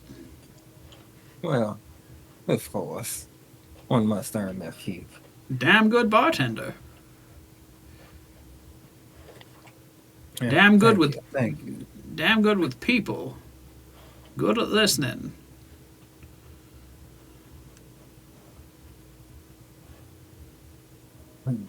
I've come to find that those are very useful skills in our line of work.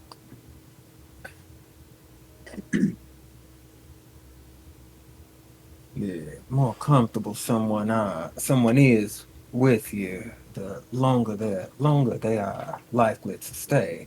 And the longer they stay, the more drinks they procure. I never get to get to use the ability good listener, which basically meant that I had advantage on perception checks against people who have had alcohol.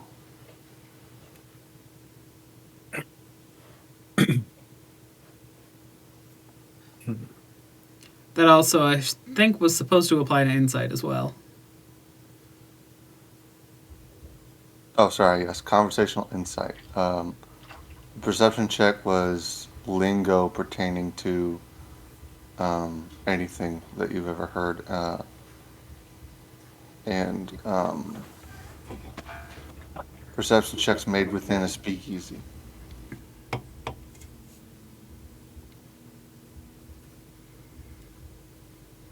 So, We have to go to more speakeasies.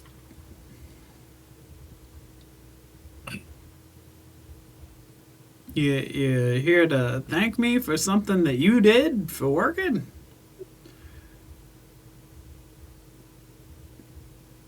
Well, in principle, as it were, you could have turned me around at the door. I'd have That was lost out. standing there dumbfounded. I have a good eye. I'd have lost out. You're a hard worker, a good bartender. Couldn't ask for more. Yeah. In that case, it seems that thanks have been paid. Happy to hear it. Anything I can do for you? Nope. Just coming in to see how the place is doing. After I've been gone, feels like a while, but hasn't really been that long. Yeah, they told me you'd be gone a while. I needed to stock up and prepare. Well, thankfully, business has been slow. It's not easy on the knees. Are there other bartenders in the building right now? No. He's Were picky. we the only And two employees? You were working for him, and you were his best employees. He didn't need more, and he's picky about who he lets in. Very discerning. Well, I'm not sure how much time we have before the train sets off, but I say, how about one for the road? We'll go behind the bar and Yeah, how's about a top shelfer there, old man? Pick your poison. It's on the house. go and prepare. Go and prepare one of the. I'm gonna try and prepare the drink that I've been practicing. Which one? There were two of them that you were talking about before.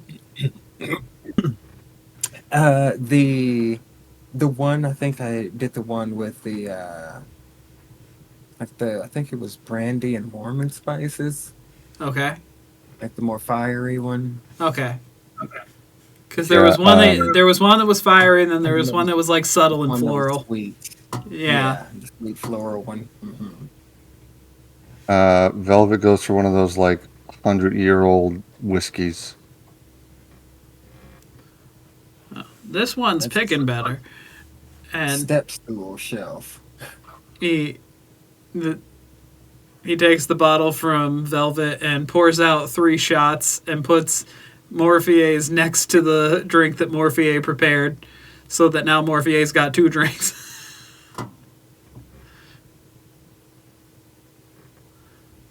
Alright. Morphier is not complaining. To looking up your old address.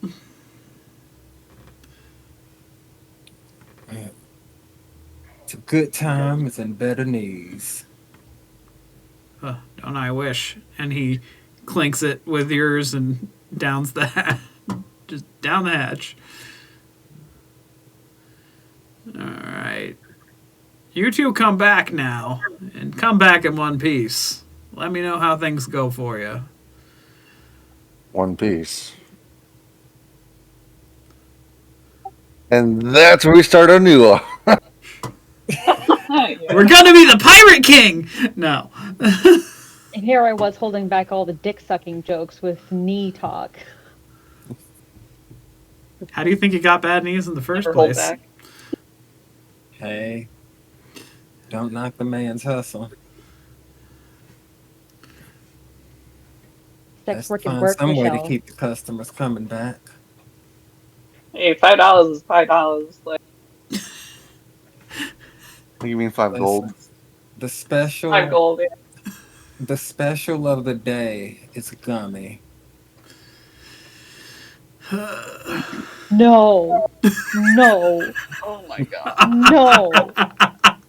You're fired. Get out.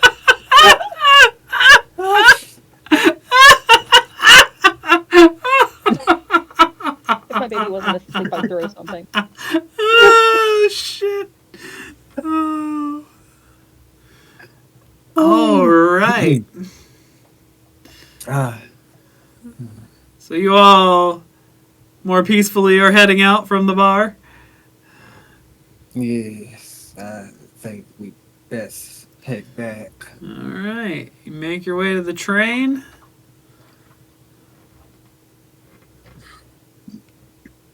Patches, you back at the train too from sending your letter? Yeah. And you all board the train bound for Orleans. We may actually have time. And you all notice that Chime is in a significantly better mood. So Yeah. Morphia, If I didn't know any better, I'd think you got laid.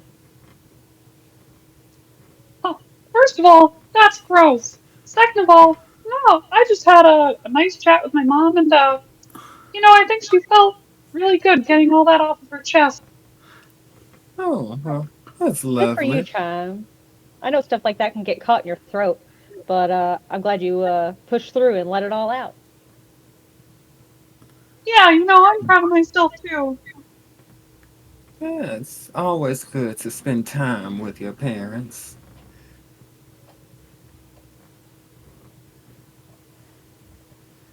Well, now that we're done slicing open old wounds, uh,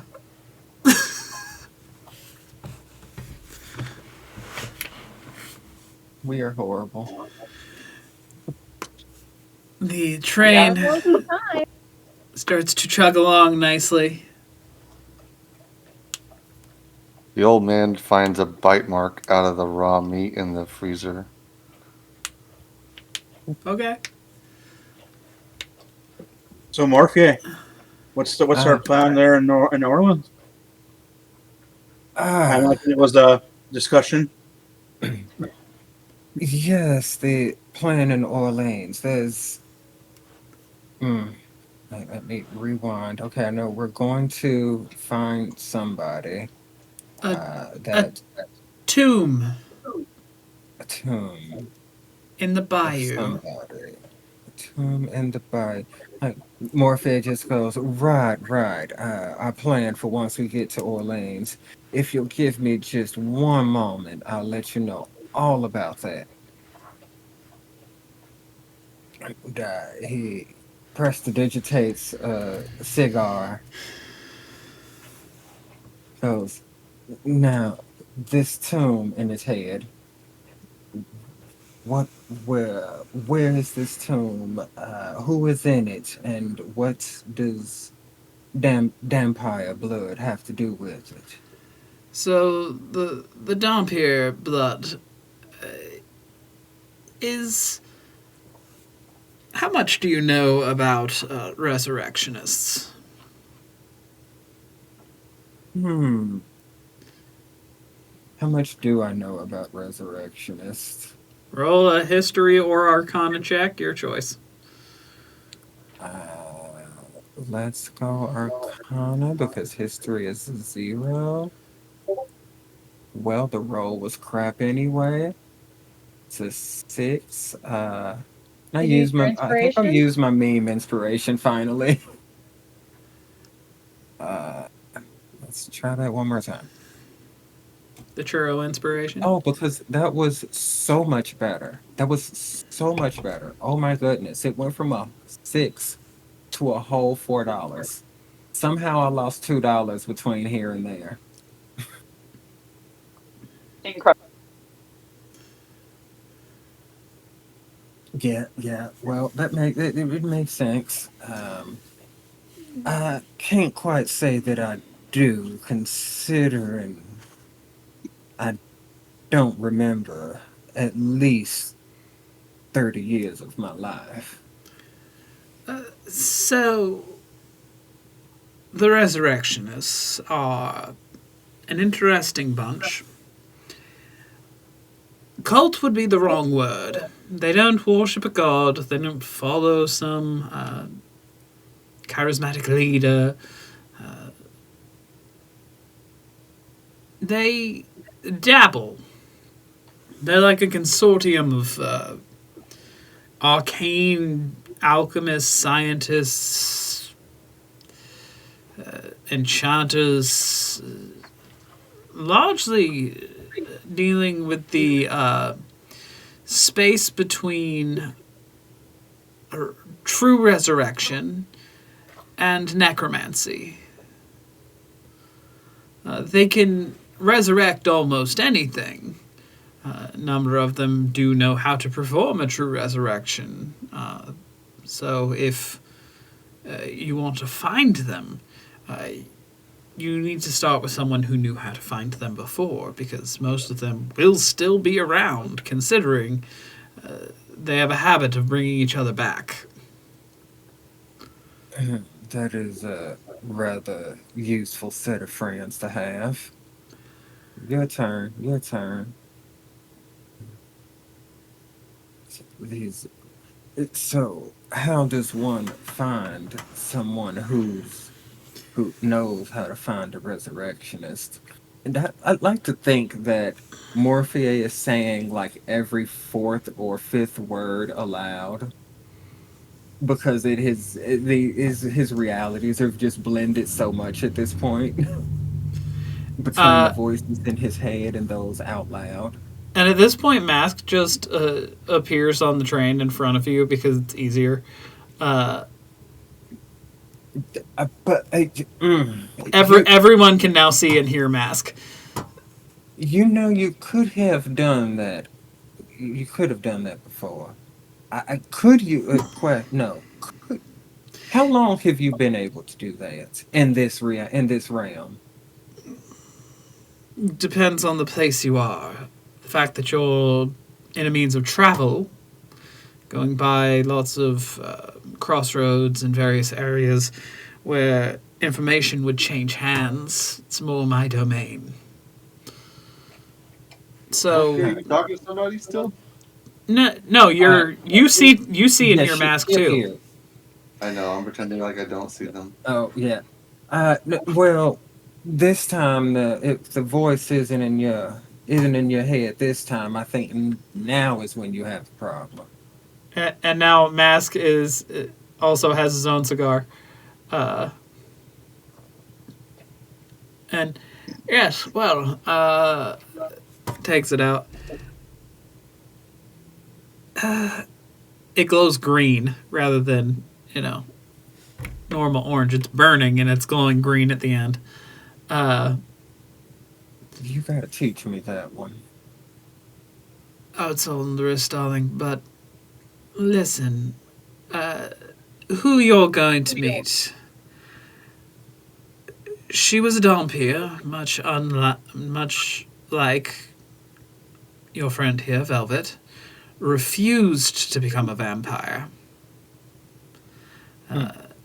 Actually disassembled a rather intricate network of vampires throughout her illustrious career.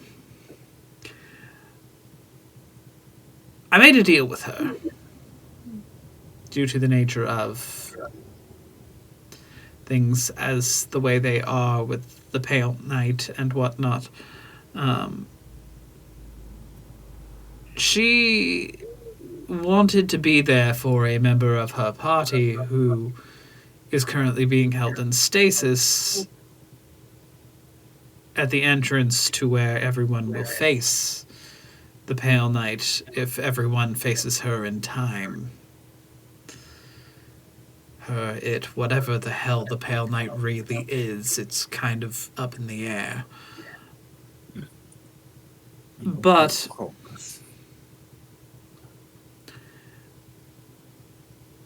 she will have the opportunity to take their place. If that should be the case. Or to be there for them should everything go well.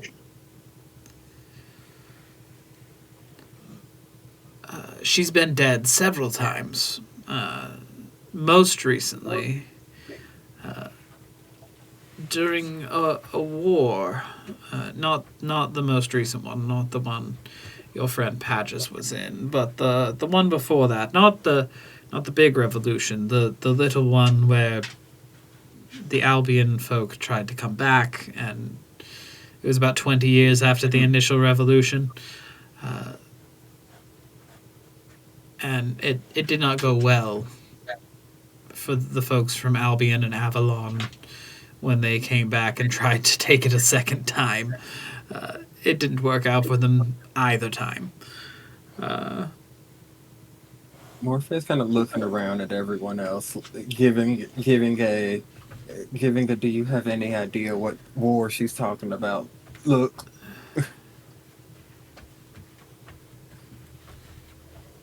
Meanwhile, Cordelia is sitting on the ground, cross-legged, like talking to the baby dragon, not paying attention at all. Chime would actually know what war. Chime, from studies, would know that this was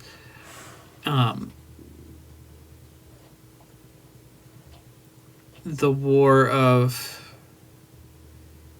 1810 in this world.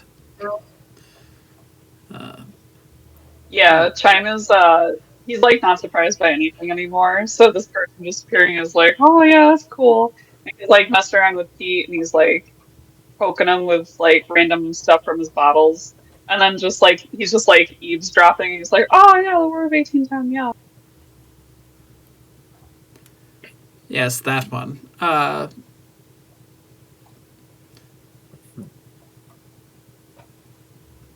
So there was one in the 1780s, there was one in 1810, and there was the most recent one.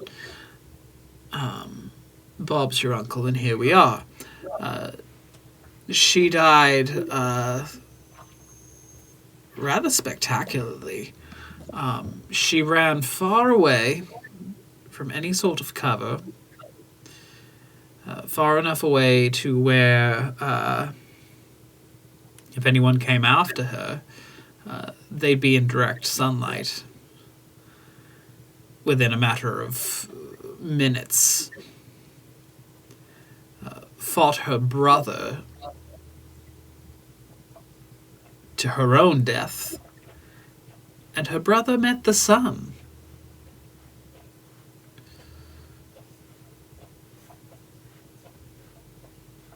Do you mean that in a literal sense, as in Poof. the actual? Vampire in the sun. Vampire go bye-bye. Yes. Yeah. Mm.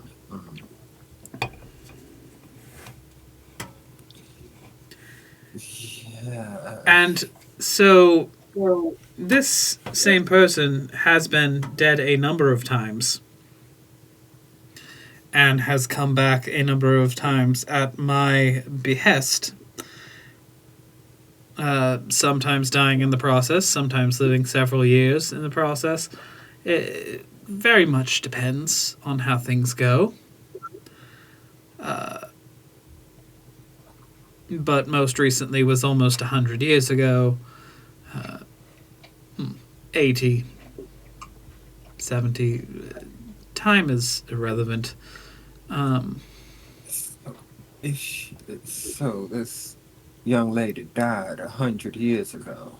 70. Well, 70. Well, let's So say long. she died the first time probably about 120, 25 years ago.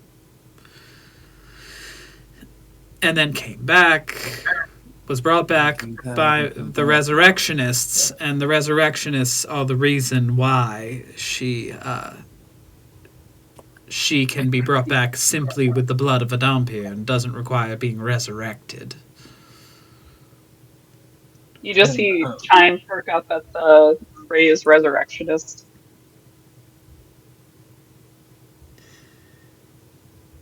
And So we're talking about letting the velvet hair bleed on her to bring her back. Velvet Suppose I willing, could of spare course. some blood. Marvelous. Makes it much easier. I thought you'd be And more You opposed. want to just get a vial now, just in case I'm not available later, or just wait till then? I imagine Oh, fresher the I'll better. take a while of your is blood. it better fresh or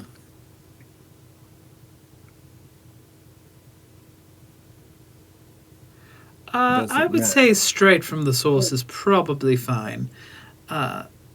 And then he, she, they, you don't know.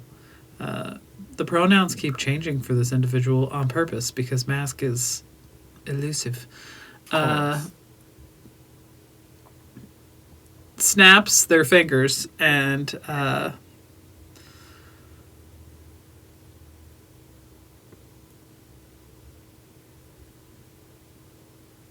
suddenly you are crossing more southern crossroads.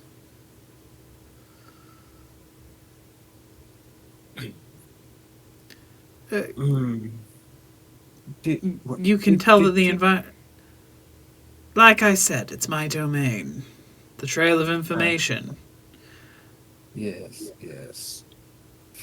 And Uh, since you need to Did you? make Did we good just skip time, 3 states? just about.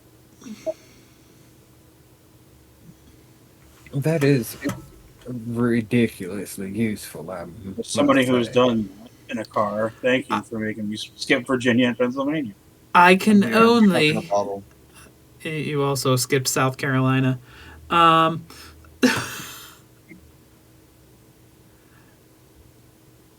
I can only go to places where people have made deals with me or gathered information on my behalf. Now, those are a lot of places, but it has to be already in the path of where I'm going, which train tracks are very useful for. They only go where they are. And it also, again, has to be somewhere where something has either been done in my name or on my account, or a deal has been made with me. Which, admittedly, lots of places. I've been around a long time, but at the same time, say an entire ocean I cannot cross. That's too far even for me. But a few 100 miles. If I'm on a track, Oh, I mean, it's a good thing to move yourself, but have moved us just and the train as well.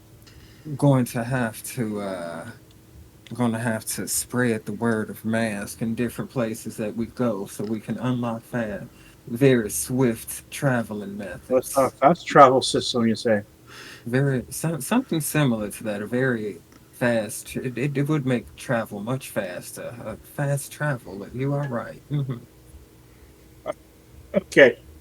Did Joanna and Oh, oh, come with us? C4? Yeah, they're still on the train.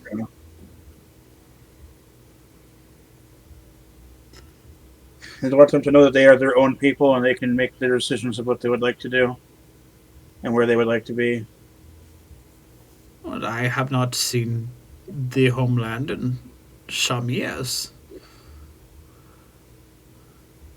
I would Well, not we be can get you opposed. across the ocean, but not home. I can make my own way from there. Just get me to the continent, and we shall see.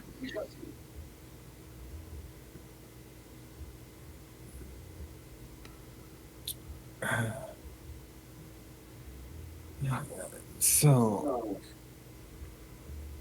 this tomb in Orleans, where precisely is it, and how difficult is it to get to? Oh, that's where things get dicey. Oh, of course they do. Well, here's the thing. How familiar are you? How familiar are you with the history of the city of your birth?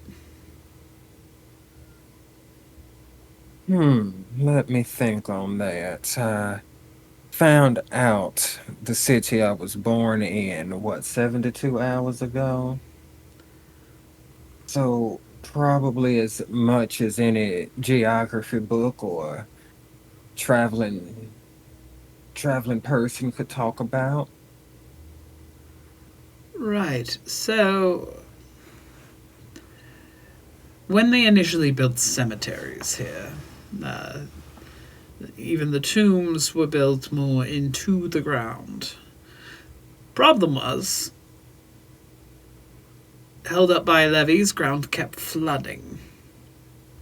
Yeah, you dig 6 feet deep, you're in 5.5 foot of water. Correct. And that doesn't sound very good. Levees broke, bayous were moved further in. It's under the water. Ugh. Of course it The is. entrance is under the water, but the tomb itself, very breathable for what oxygen remains. We're talking the river or the Gulf. Uh, More the brackish area. In the in between. Brackish area. Where they meet the mouth of the river. Yes. So we go find the Where we can't underwater see shit. entrance of this cave. Find the tomb. Uh, did you ever say that? What is the person's name? Lenore Fenn, also known as Bonnie. Bonnie. A nickname from overseas. Uh-huh. And So a we bygone age of piracy. When you live that long, you come to see all kinds of things and change who you are 100 times over, I imagine. I could see that. This one is So a we bit go more from stubborn. She doesn't change very much. find Lenore, bring her back once more, and then what?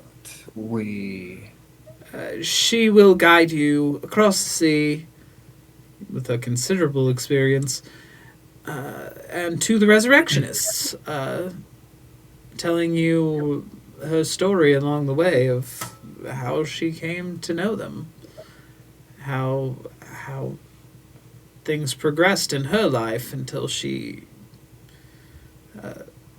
had need of them. Let's say. and these resurrectionists, and reach into his bag and pull out the crystal skull that is his brother, will be able to restore him to life. Oh, doubtless. As long as you mend his neck. Yeah, I feel like if they can bring somebody back from the dead, a few stitches should not be beyond them. Ugh. Yes, but given that your brother is currently more or less an object, they can bring him back, but it will be up to a healer being on site to repair. Unless mended before he comes back. Well, uh, uh, It's a very dirty business suppose getting we'll one's throat have to slashed. get. Don't remind me. I did happen to be there.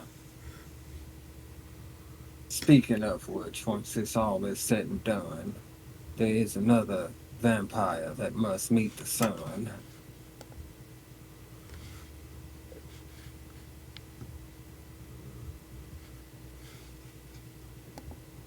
So, alright. Find her, lead her, and I'm presuming this is going to be a favor in your name. Yes. Find her, bleed,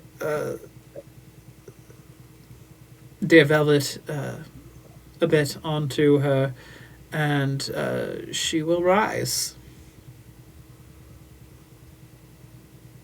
All right, let's go dig up a corpse. Huh? Surprisingly, it is the least strange thing that we have done in the last couple of weeks. Chime, you seem way too more comfortable with that. No, I wouldn't worry about it. I don't know. You seem to have gained a new frame of confidence since your theorems were proven correct. A little more bravado. Yeah. Well, I feel like you have to be a little confident once in a while, and this is good. This is a new direction for me. I'm happy. You seemed very down and out of it when we first left the sewer. I mean, you spent several many hours mumbling incoherently to yourself.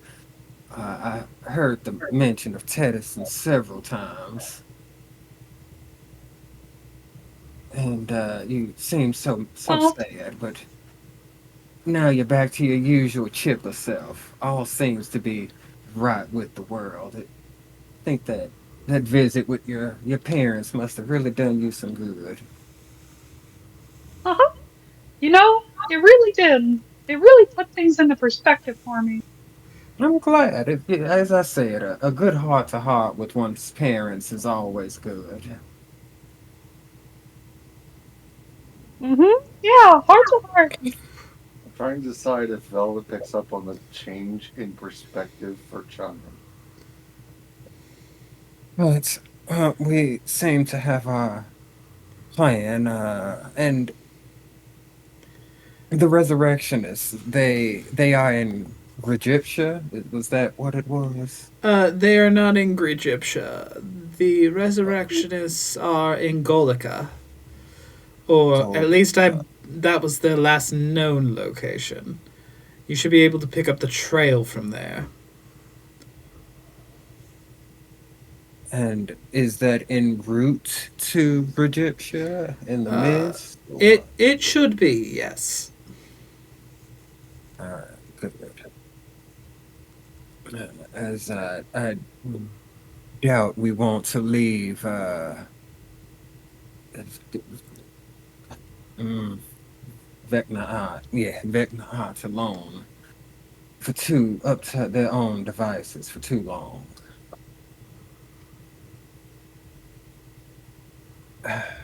Out of curiosity, when it comes to power level, if it were to come to an altercation between you and Vekna'at, who would you put your money on?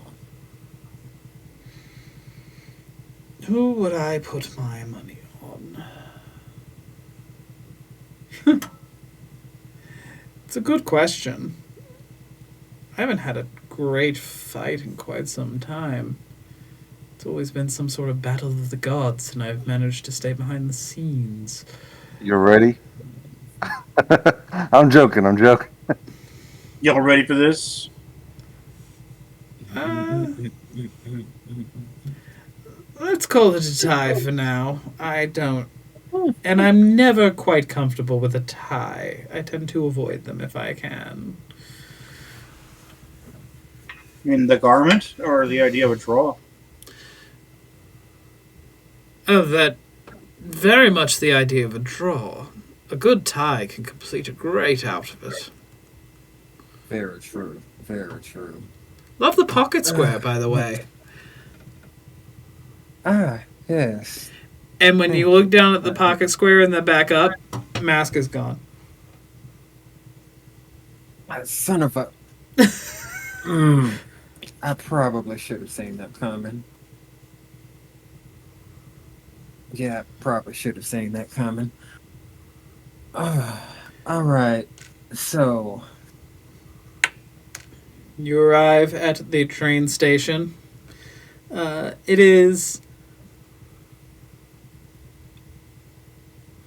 looks like it was supposed to be a revival of Doric columns and almost in this world Egyptian and Greco-Roman sort of architecture in our world. Uh, and right next to it, you first thing that hits you as you step off the train is the smell of sugar and oil and chicory.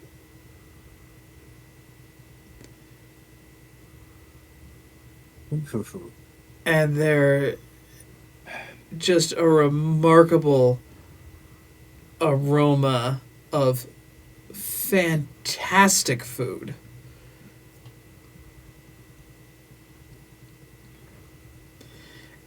And what's very odd for you, Morphea, is it's just so specifically familiar. And it feels like you're home. And it feels like you're a part of the party of this atmosphere as soon as you're there. And you can't even put your finger on it, and it almost feels dangerous in that you feel so at home. It's like Because Tangled. you shouldn't feel so at home, but you do. And something in your mind is making you very guarded about that.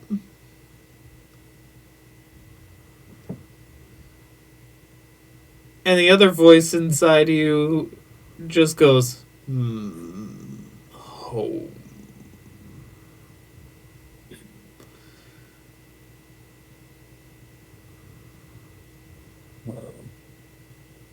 So it seems. I feel like Morphea kind of interprets this as like a relaxing of his shoulders. And He's that's kind of like walking and looking around. that's the thing. You're every time you're walking, you are relaxing more and more into this very confident, almost persona-like thing that it just kind of comes out, and you catch yourself doing it, and you're like, what the fuck am I doing? Like every now and then, you're like, this is. It just feels right, and then nope, I don't know what the hell this is. Like it's back and forth with yourself. You are at odds with the fact that you are so at home. And are you all getting off the train and heading straight for the bayou, or you taking your dear sweet time about it? I don't know. Do we hear um the latest gossip about an upcoming casino house? What's it called that the other team left here? The House of the Rising Sun. Yeah. Do we feel a pull to that place, You do not currently. or is there a certain chef in town that we want to go see? Oh, boom. Is anyone talking about a carnival or a freak show that that recently passed through? Uh, there might be some old tickets and stuff actually on the ground, just litter. You might actually notice on the ground for a freak show. I wish people would not litter. It is so unbecoming. In particular, their very, very beautiful bearded lady.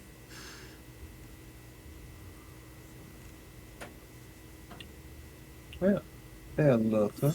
And what about the lion?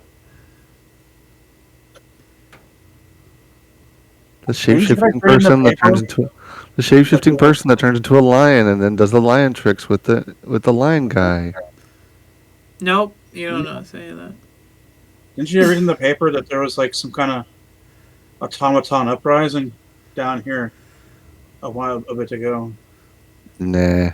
Like some greeting robots just like started attacking people in the streets.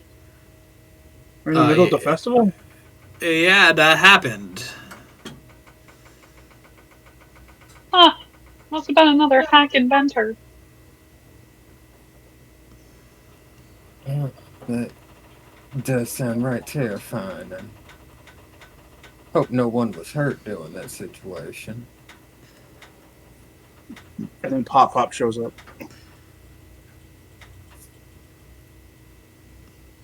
Even better, Jordan shows up. Walk past. Like, oh, you dropped a pack of cards. He dropped a pack of cards. Sir, you dropped your. Now, where did he go? Oh, one fell off the deck. Let me pick it up. Does that say death? This Card says TPK. How did you pull death 5 times? That's crazy. So,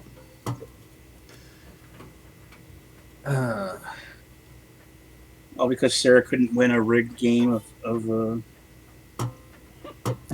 It's not my fault the dice hate me, okay? Yahtzee. I yeah, rigged it in y'all's favor and you still lost. Right? That was funny. We had to put a made up NPC into the final table. Honestly, I love that though. If The idea no is that he one- went home and one day his wife pulled a card and it was like the tower card where you like earn a tower but you have to clear it out. I thought the tower was you lose all your belongings. Well, I don't know what the card's called, but the call is like you you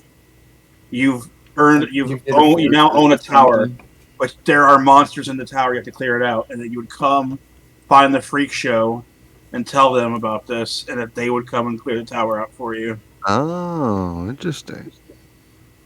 But the freaks are already in I the was hell, hoping that so Jordan- going. I would have loved to hear what Jordan did with the wish card. Mhm. I was hoping you were gonna say Jordan clears out the tower by himself and he just becomes like insane. Like, Or the one where you just gain like 50k experience or something. Yeah. We find out that Jordan becomes an adventurer. he's just a god now. So I think Morphea is kind of walking. It's kind of he's like strange, as he said. He's like doing this thing where he seems to be relaxing, but every so often he'll like pause and just like look around, as if he's looking to see if someone is following him or something. where are you walking to?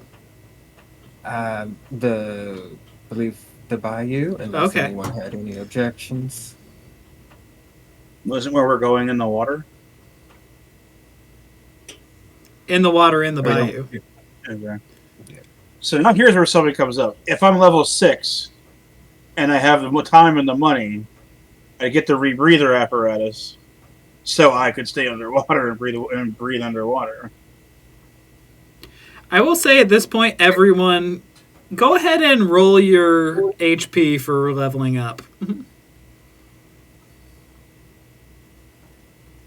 say increase our HP for leveling up? Yeah.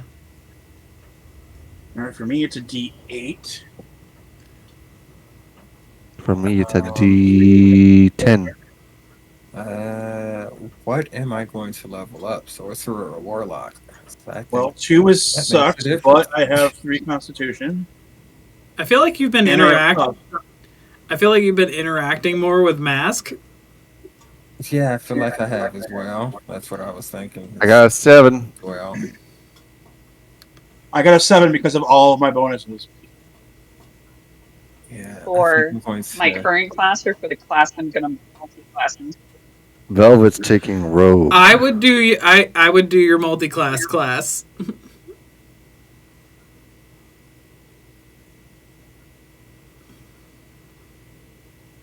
Okay, so Warlock is a D8. So does my churro advantage go toward hit die for this? Did you roll a 2 or lower? I rolled a 1. Yeah, you re-roll. Oh, thank God. I rolled a 2, but with my bonuses, it So- went up by 7. So It's a D. It's whatever your your hit die is plus your con mod, right? Yeah, and you re-roll you re-roll 2s or lower. oh, okay, I rolled a 2. So We don't fuck with 2s. And okay, that's a 2. and then I rolled an My 8. rolls are trending very low.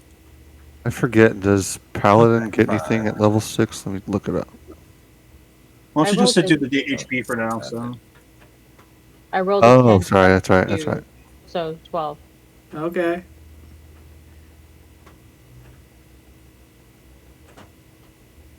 I got 7. You maxed out then. Cuz your I hit got a dice. 5.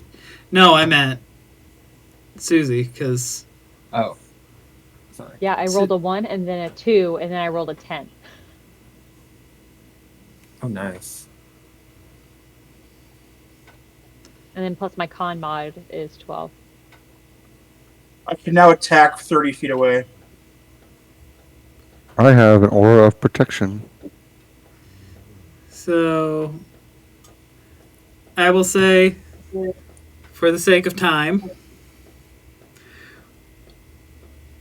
that between Mask, Anubin, Morpheur, and whoever, you are guided to effectively the closest spot in terms of where the shanties and the docks, the makeshift docks are all like roughshod put together, half falling into the bayou and the swamp as evening comes on. And as evening turns into night, you can hear the sounds of crickets. You can see fireflies. There is Spanish moss hanging everywhere. And you do hear some gators in the distance. Who's going in the water? I am, because I don't need to breathe anymore. Anybody else? Well, I don't think Morphea has much of a choice. Not if I haven't gotten my rebreather yet. You got everything you get for level 6 that you need. That's why I was saying go ahead. So you've got your rebreather. Okay. And I can do it. Let's see. I need to use a different character sheet. There's no room for anything else on this thing. Do I know if the dragon will be okay underwater? We'll say anywhere you're okay, the dragon is okay. Okay, so if So wait, why are we going underwater? Can we not Here, go? you can choose to not go under the water into the tomb. And you can choose to, stand guard outside while other people go in. It can be just Velvet and Patches if you want. Well, so I just multi-classed, and you know what I multi-classed into. I do, yes. So I think it would be good if I go in the tomb. Okay. Yes.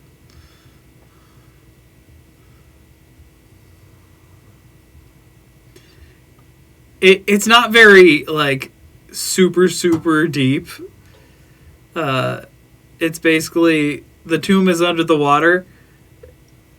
You can see the crest of the roof of the tomb. Anybody within 10 feet of me gets a +3 to saving throws. So, is everybody going in, or just a few of you going in? Are you going I'll 3 go and in. 2? Okay. Yep, I'm going in for sure. Okay. obviously. So I'm so going in. everybody's going in. All right. All right.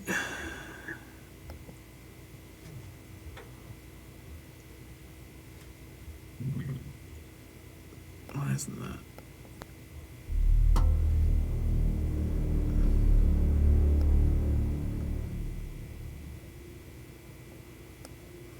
Don't tell me there's a map for this.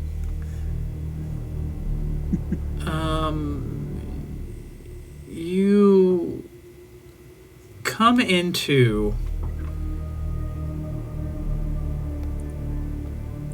the darkening water.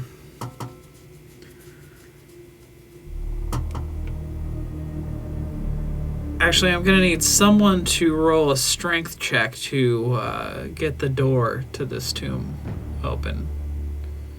Not me.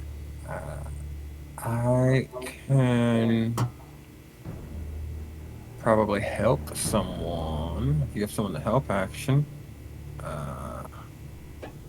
I'm bad can at try. strength. Strength.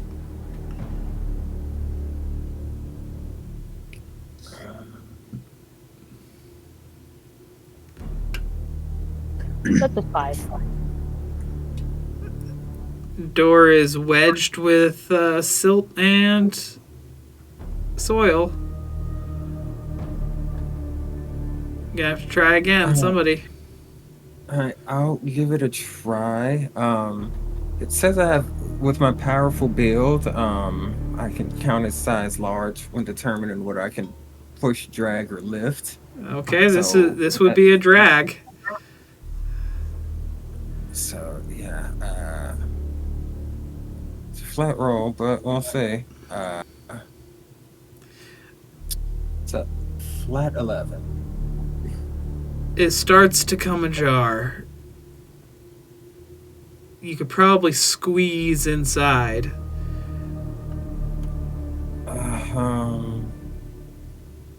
And then the water starts to pour in, and you are all kind of sucked into the tomb by the force of the current.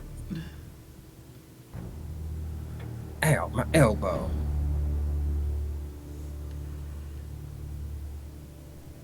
You come into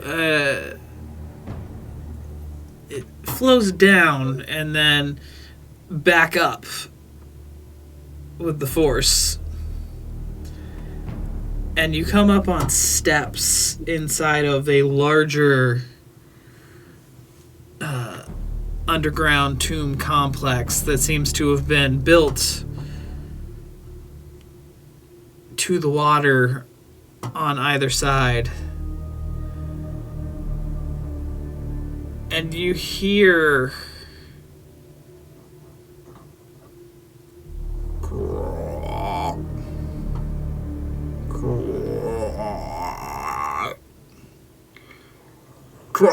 Guys, there's a frog in here.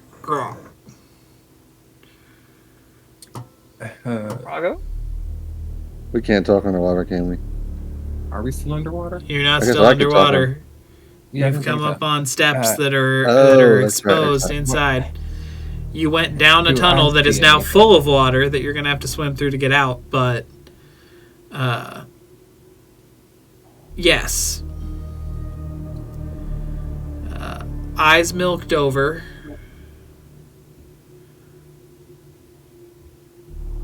And you hear this other thing before you see the thing making the noise. No. No. No.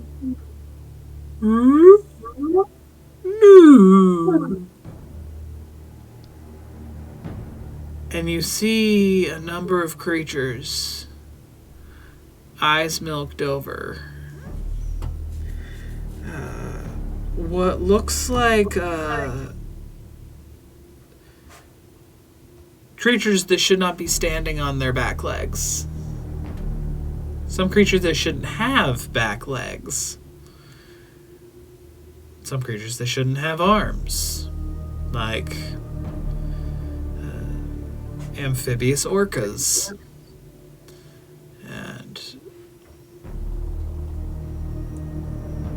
crocodiles standing on their back or alligators standing on their back legs. You get the sense that these creatures have been here a while. They might themselves be undead. And that they cannot see you. And that if they did see you, this would go very badly. If they get the sense that you are here, it will go very badly.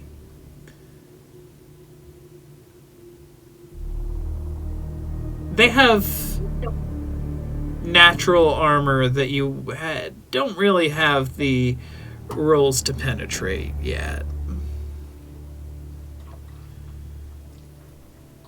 And HP that you just don't have the wherewithal to withstand. I will tell you right now, you do not want to fight these things. So I'm going to need everyone to roll a stealth check.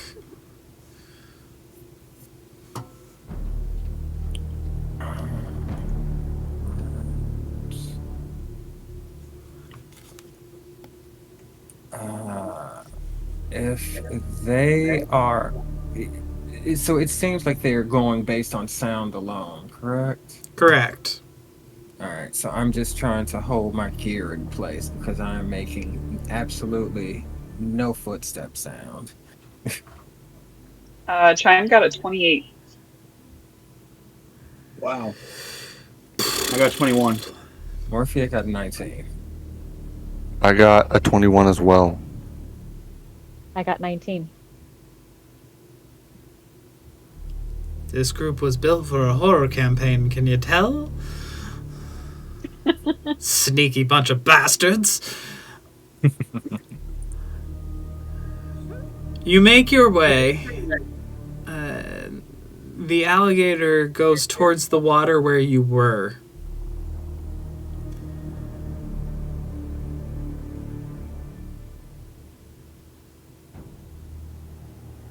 But the orca's still between you and the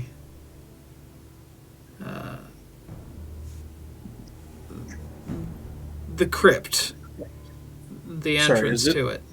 Looking like Jeff the land shark. But it's a killer whale. I'm gonna guess Oh, the Jeff baby. is. Oh no! It's not Jeff.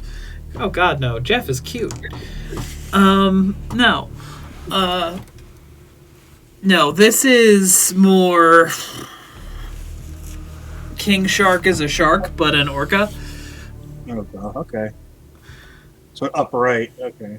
Yeah. Does he sound like Ron Funches? No, this thing was the one that sounded like no. It's using a sort of Give an echolocation. weird echolocation. And I'm gonna need everybody to roll one more stealth check to see if you can scooch past this thing that's right in the middle of the path. There's no way I could burn my my use of. Sorry, I'm one-handed because I'm feeding my baby.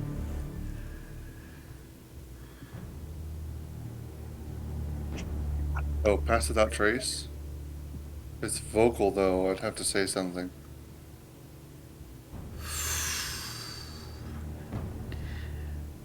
If you want to risk trying to whisper it, Nah. okay. I rolled a 19 again. I also got 19. 18.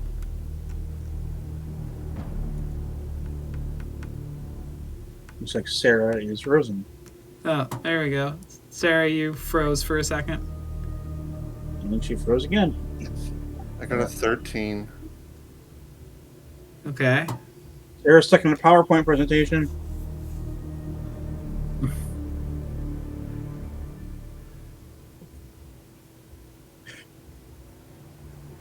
Give it a second.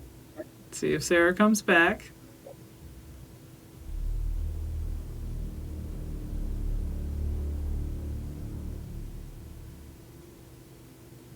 Sarah, you want to just type it into chat? Whatever you rolled.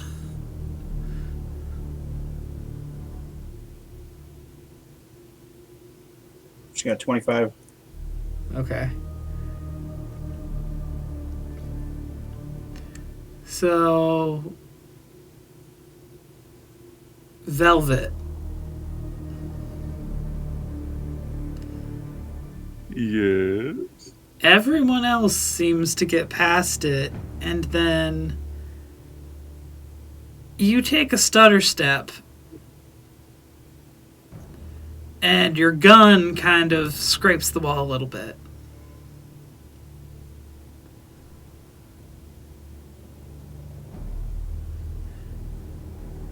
And this thing that shouldn't be panting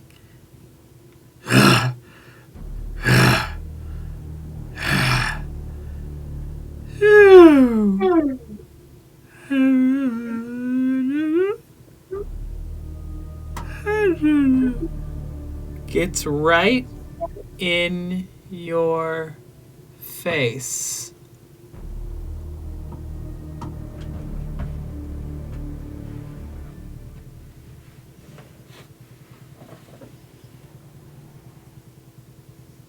Is anybody gonna do anything? Yeah, I'm going to. It takes it from verbal to cast.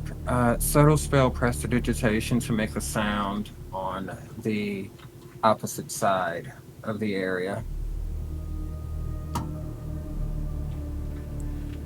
Where is it centered on? There's the water where you came up.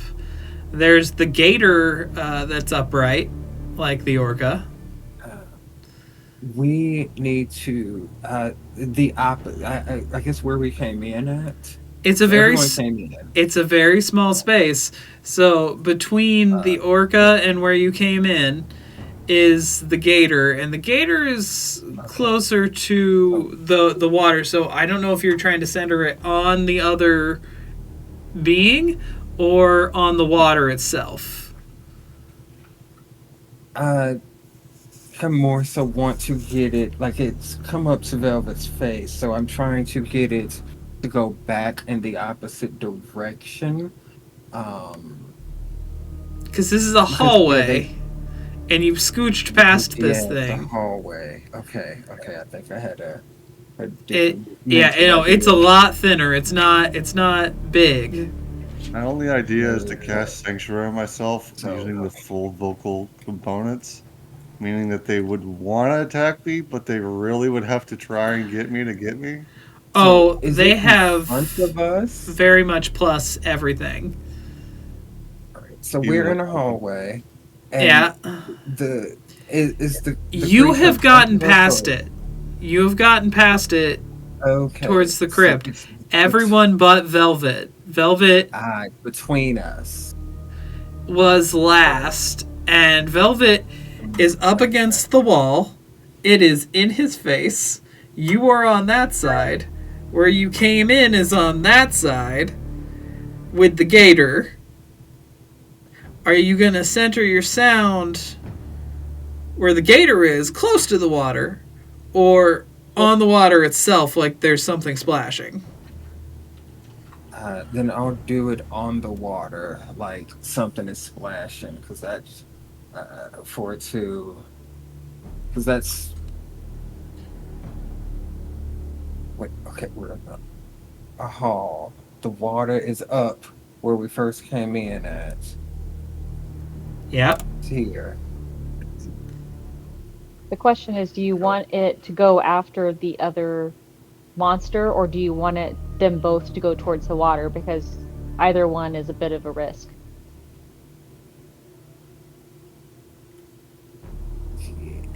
If it goes after the other monster, you don't know what kind of havoc it's going to wreak for the two of them to get into it if they're going to, or if they will at all. Back out this And way. and then if you go towards the water, what happens if they are in the water and you have to come back out? Right. Mm. Honestly, my genuine idea is to Poor. dive for the exit and just lead them away.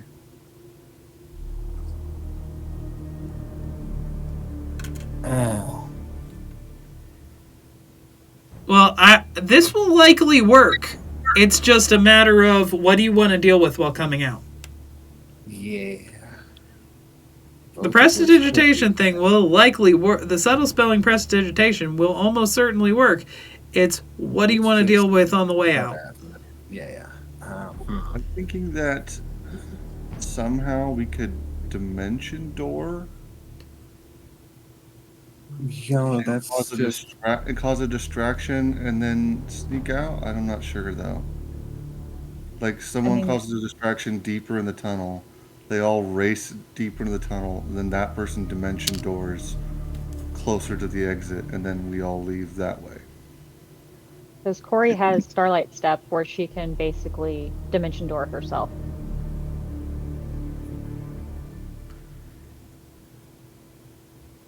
All right, what do you want to deal with coming out? This thing's about to bite Velvet's head off, so it's water or gator, water or gator.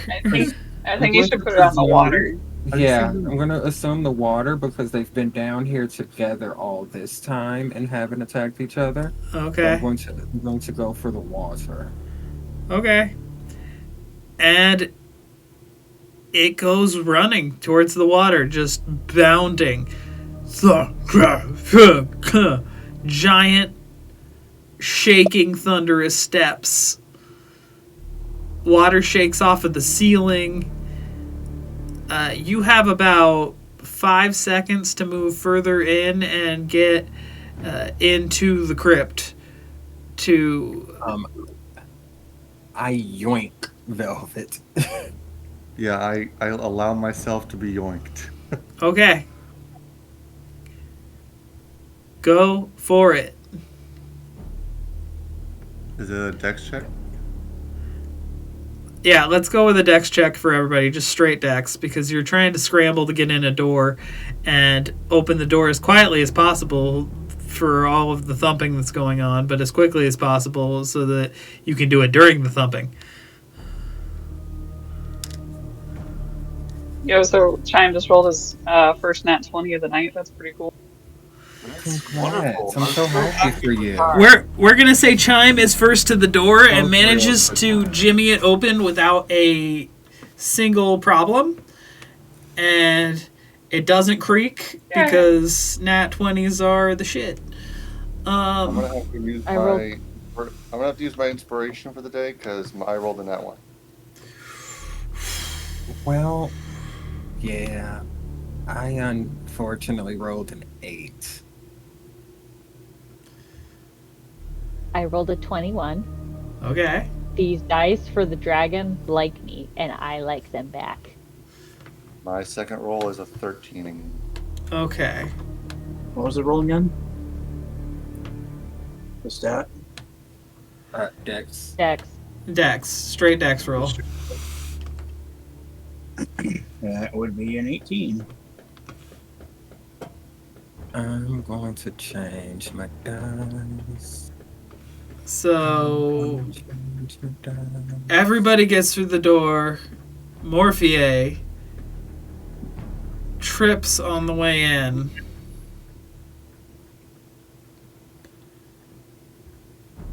Son of a ow. And in saying that, it turns around and comes bounding back. Roll a dex saving throw to see if you can save your ass through that door and slam it shut in time. Can I help and help yoink him in and shut the door?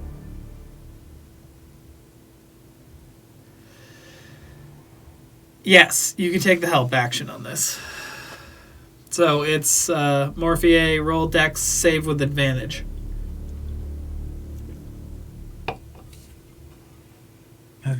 Right. Well, 10. God damn it. Dice don't like me tonight. It is. I mean, to be fair, the other one was a nat 1, so. So you manage to get in, and as you're shutting the door, a webbed hand comes shooting in to the door. And you're trying to slam the door on it, and all of you are putting your might behind it. So everybody roll a strength saving throw for me to see if the group can slam this thing shut Saving on throws these get two monsters trying to get through. Saving throws get a +3 whenever they're within 10 feet of me. Well, I re-roll ones. Thank you. Finally, something above a 10. And then I roll a 2. Okay. Using my advantage for a churro. Yo, I shit you not. I got another nat 20. I swear to God. 16. I got a Minus 1 is 15. Plus I 2 got is a 17 this time. 17. I got a dirty 20. You all slam so hard into it that the hand pops off and is in the room with you, and there's a giant, like, it's one of those, like, medieval, like, like there's a log in the way of the door opening, and it is there.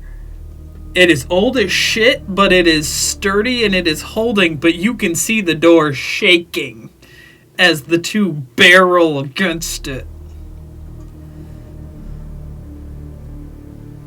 We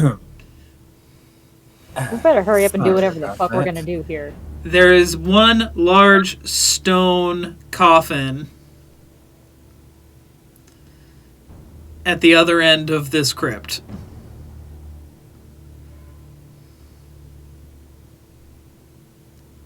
Well, I'm going to presume that that is our person. Sure glad I didn't get bit, huh? Chime is gonna wait for everyone to start approaching the coffin, and then he's gonna like casually pick up the hand that fell off and tuck it in his trench coat. It was highly expected. By the way, because you are likely going to feed that to Pete, I will say the stats on the next level up for Pete, when Pete levels up, swim speed equal to walking speed. Jesus fucking Christ, that sounds like a nightmare. It does. It absolutely does. Especially after what it did earlier tonight. Anyway, All right, let's get this done. We are going to unfortunately have to deal with them on our way out. My sincerest apologies. Velvet, shall we? And Morpheur reaches into We his, have an extra dampener on our side for that. into a holder on his belt, and pulls out his dagger.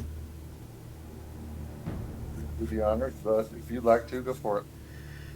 so you shove the lid off of this stone sarcophagus. Inside is a skeletal, the barely there skeletal remains of a corpse.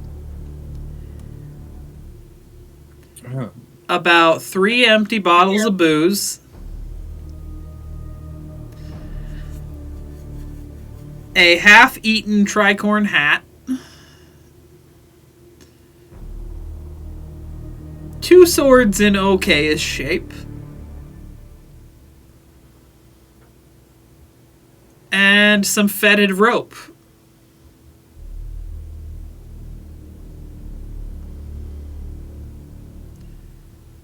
Where are we bleeding on to? Uh-huh. Does it have any semblance of a skull? Yes. A skull with four. Top and bottom, very long, very sharp canine teeth. I'm going to presume X should mark the spot. So probably in the mouth area, or at the top of the head. I mean, I'm not necessarily sure of how this should work. I've never resurrected anyone as far as I can remember. In a way, I was kind of resurrected, so I think this will just probably work. And I stab my hand and drop it in its mouth. You see tissue, slowly at first, and then faster as time goes on, start to weave and reconnect.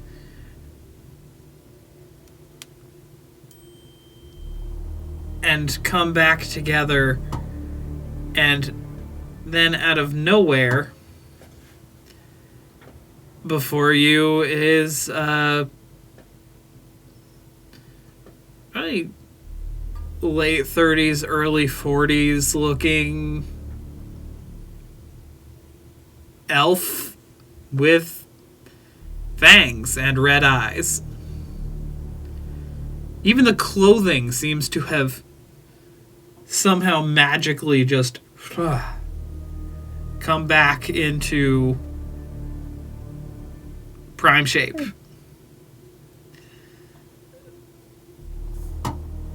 General Bicol?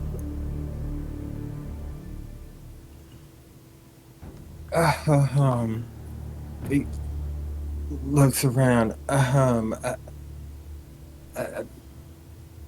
Maybe, perhaps.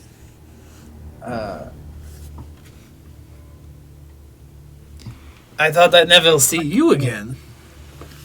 Certainly. This is an interesting day. Presume that you, Lady Finn, you might be mistaking me for one of my other family members. Perhaps, but this looks like you. General Broderick Bicol.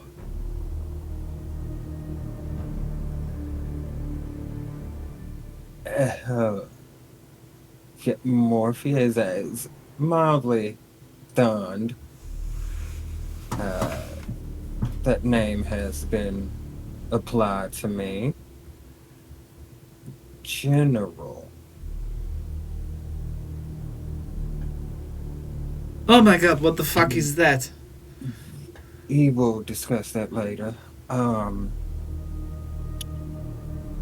As of right now, we need to go. Man. There's some creatures on the other side of that door. Define creatures. There are creatures on the other side. Big scary fucks.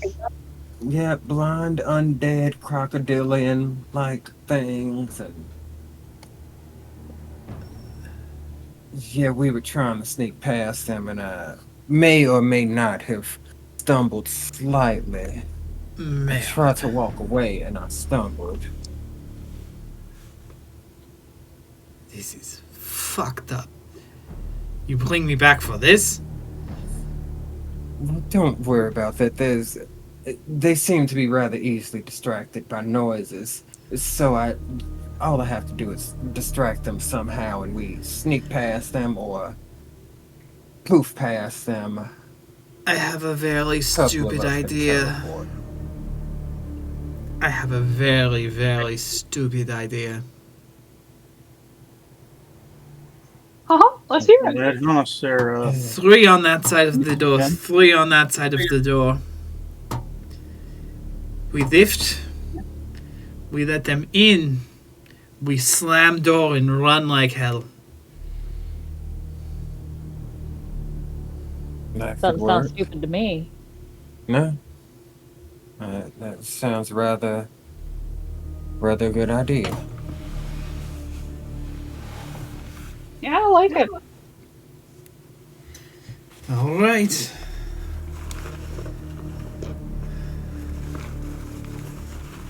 All right, so we get on each side. Stack up.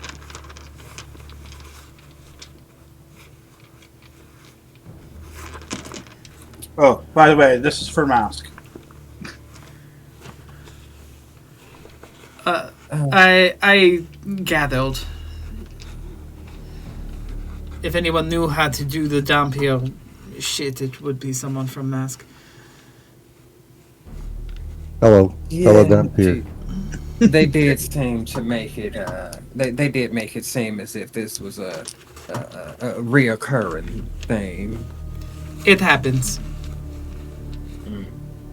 Well, hopefully this time it's fun and you don't end up a pile of bones at the end of it. At least not for a while.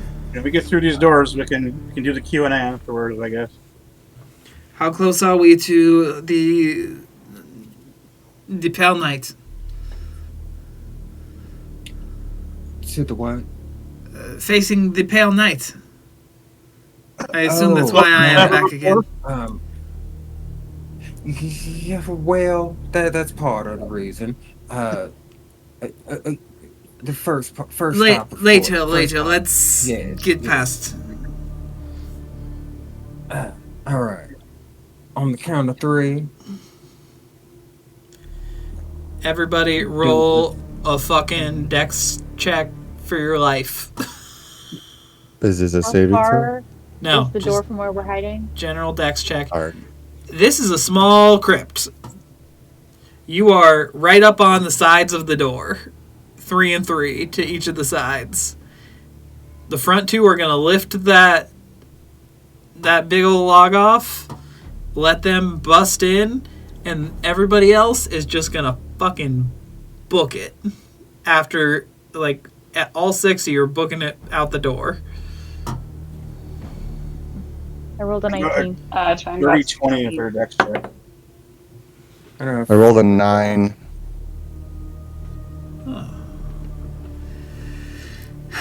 Sorry, plus 3 is 22. So, Oh, yeah, I guess plus 3 is 18. We don't have the plus 3 for my protection at all, unless it's a saving throw. This is just a Oh. check, though. we can call it a saving throw if it helps. Oh, then I have a.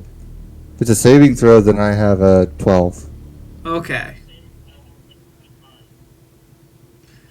So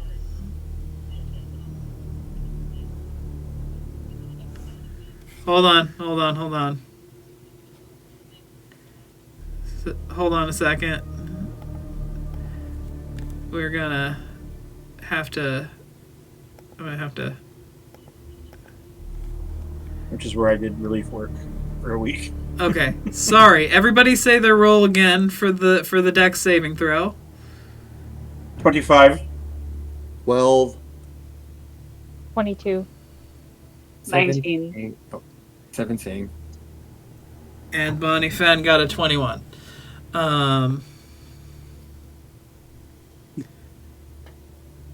Everybody but Velvet gets well and truly through that door after it is busted off the hinges. There is no way to shut this thing. They barreled into it together, and they are in this room. Velvet, you are the closest one still to the door. Everyone roll another dex check. This one's just a check, no saving throws. 23. 17. 19. 8. Okay, so Bonnie Velvet's Fen still stops alive. to help Velvet, and they get halfway, but they are gaining on Bonnie and Velvet. Us Dampiers stick together. Speak for yourself. I fucked up and became a vampire. You bitch. Or should I say bastard? Just go. Go. We can talk about your various states of undead once we're out of here. They are fucking gaining.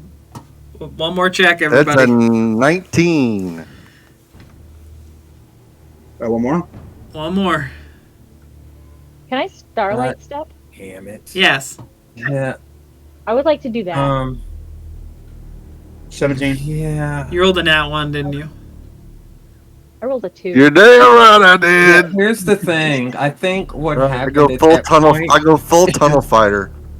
I think me and Cordelia both trying to run, and we both see ourselves starting to fall and say fuck it, and both go bamf at the same time. Because I also got a 2 and would prefer to dimension door You as opposed to falling on my face. you both make it into the water before you fall, so you are doing this underwater. These steps to approximately the top of the water near the door. It is not a long hallway. Yeah. Is there any way to last second cast protection from good and evil on myself?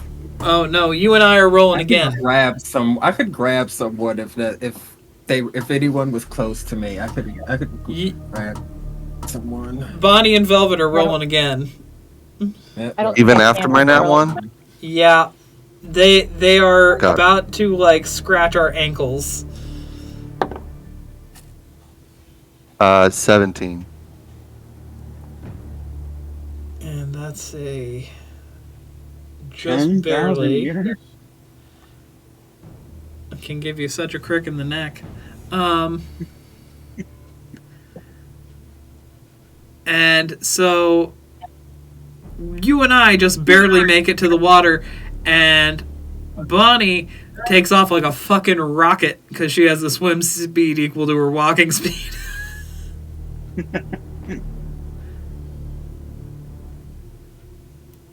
And Velvet, I'm going to need you to roll one last time. One very final time, because they were on your ankles as you went into water, and this is an alligator and a fucking orca.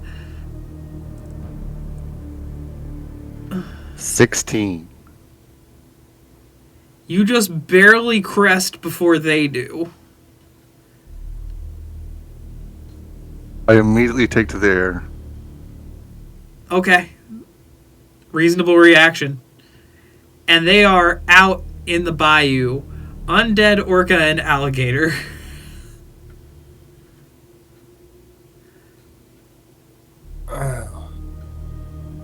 For the love of all that is holy, I'm going to. Once everyone's out of the water, I'm going to try the distraction again and have splashes go off behind them. Absolutely, and they go in every direction, but they busted that door open that you all squeezed through. And so there's no putting the genie back in the bottle. They are out and about. And they are somebody else's problem if you want to leave. That's because I said it wasn't deadly enough last time, huh? Yeah, I don't think either of us have the capacity of dealing with those creatures right at this exact moment. I'm nearly certain that the town guard has someone on their payroll set to deal with undead crocodiles. And I don't know. We saw the town guard last time. Oh, wait, no, we didn't. We weren't there. Sorry. yeah, we don't know their level of incompetence.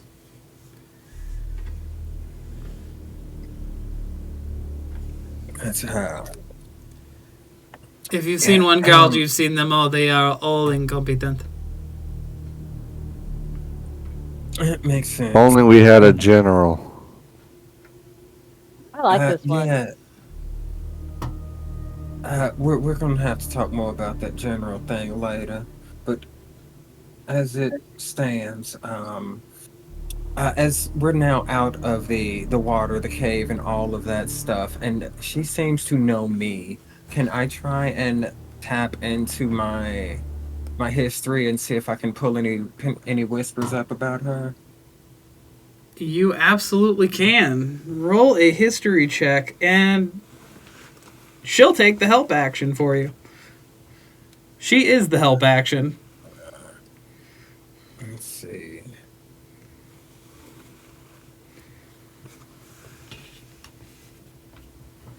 All right, nice. Flat 19. Okay. You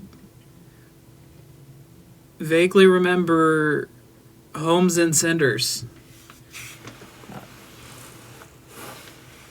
Threats Homes of... Incenders? Yes, Homes and Cinders. Cannonballs lodged in walls and tearing through Orleans. You remember the threat of vampires. You remember the one vampire who seemed to want to help. But you don't remember anything about yourself in that moment. You were thinking about everyone else.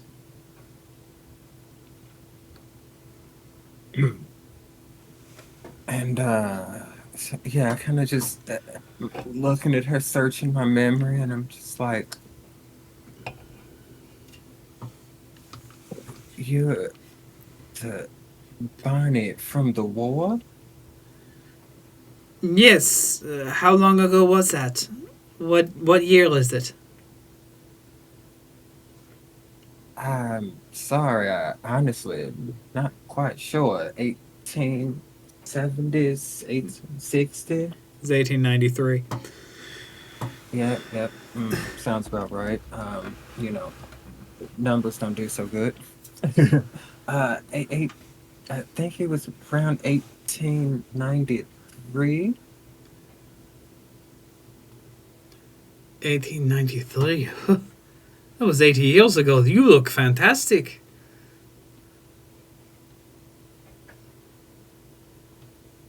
I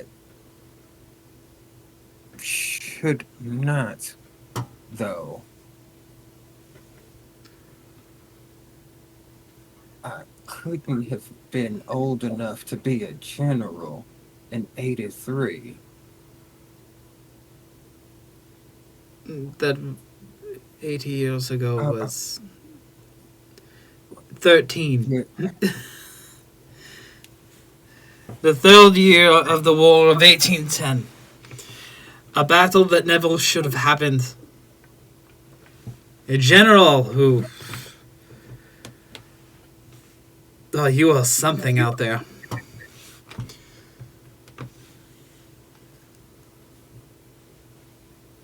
But I have the feeling you don't remember any of it. oh, what tipped you off? The general demeanor of not knowing shit.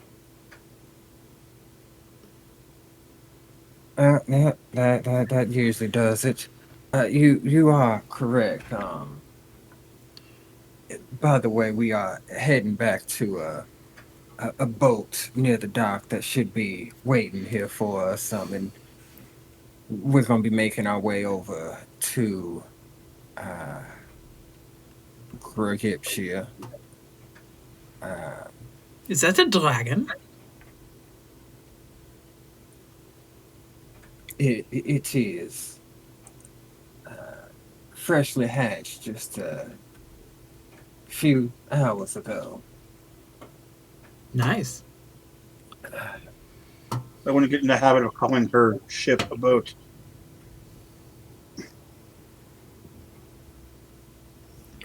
But, What... If not for the Pale Knight directly, why am I here? Why am I back? we need your assistance to find the Resurrectionists.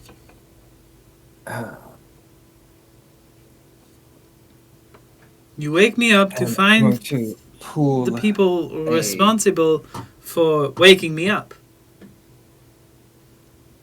Yes, we need their assistance, or at least I do. With he pulls out a skull, the skull. Um,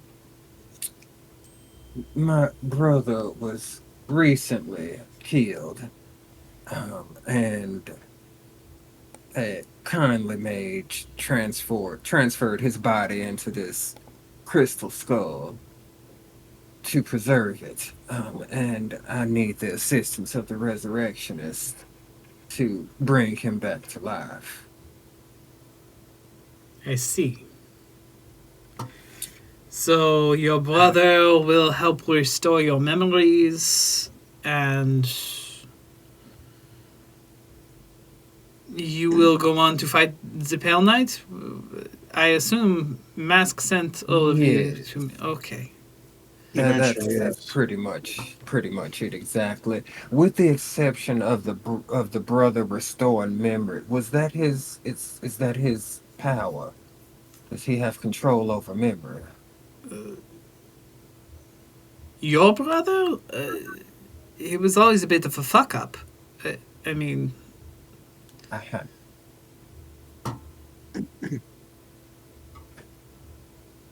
Well, well, you got the part about going off to fight the Pale Knight, correct? I have to bring him back. Several many questions to ask. and are any of the Pale Knight's minions already fucking things up here? How familiar are you with Vekna'at? Meld. Exactly. Well, she's back in some form, She's not not full. fully rejuvenated. We interrupted This her summoning this little ritual. dragon is what's missing from her power set. Right? It was two, right? Well, she took the other dragon egg, Right. Yeah. so we imagine she's probably assimilated that by now. Yeah. Yes. So she is not at full power. That is better. She will have to do things all over again and find the right people to do the right things, and we are in a race against time now. Now I see why I am back. I will tell you the story of everything on the way to where we need to go. It's a long boat ride, so Assumed as much. Mask did mention it being across the sea. and so you make your way to the docks. Yes. You maybe stop To the to dock. get some gator and beignet along the way. Mayhaps. Makes it all the more appropriate that I ate that gator jerky before we started the session. I feel like I'm gonna end up back here at some point. Probably once I figure out which of these tens of thousands of homes in this ginormous ass place is the one that I used to live in. I will point it out for you upon return. If Mm. and I will point it on the map in case we don't return, or in case I don't return. Anybody giving Morphea any strange looks or looks of, buddy, I haven't seen you in forever. Where'd you Nope. go? Nope. No.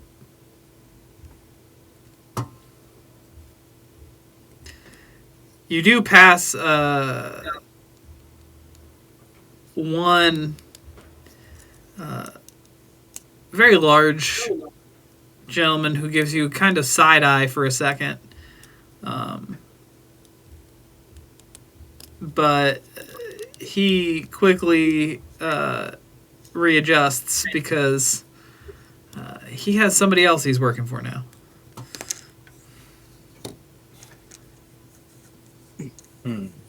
Might recognize you from portraiture from where he works.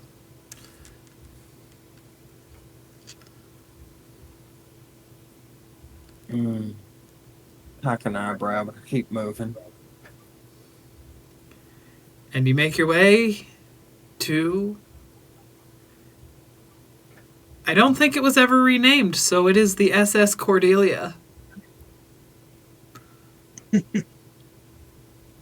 You named your ship after your Corey, and that board's named after Actually, no. Corey is named after the ship because the ship was there when Corey was found. And then Patches doesn't. Jones after Davy Jones' locker. But, Corey, you soon realize this is not the SS Cordelia. It's a slightly better ship of the exact same make and model with the name painted on the side. And all the registrations and shit are the exact same because Mafia do be thorough in their fake paperwork. Which flag are we flying? Likely the flag of Gallica, if it is still a nation. Yeah, last I understood it still existed. Right. Let us be on our way. And tonight, we have drinks, and I tell you my story. Perfect. You happen to be in the company of two very talented bartenders. I like what I'm hearing. And that story is coming next week. Through an entire other campaign of pirates. Sorry for going so long tonight. I did want to get through that part so that we were ready to start Pirates next week.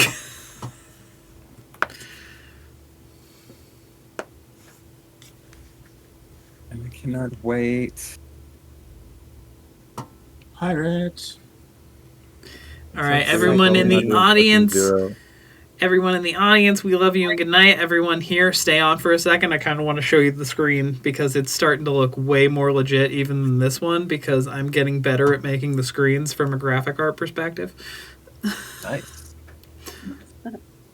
Good night, viewers. Good night, viewers. Is empty and my heart is full of pain. I'm 1,000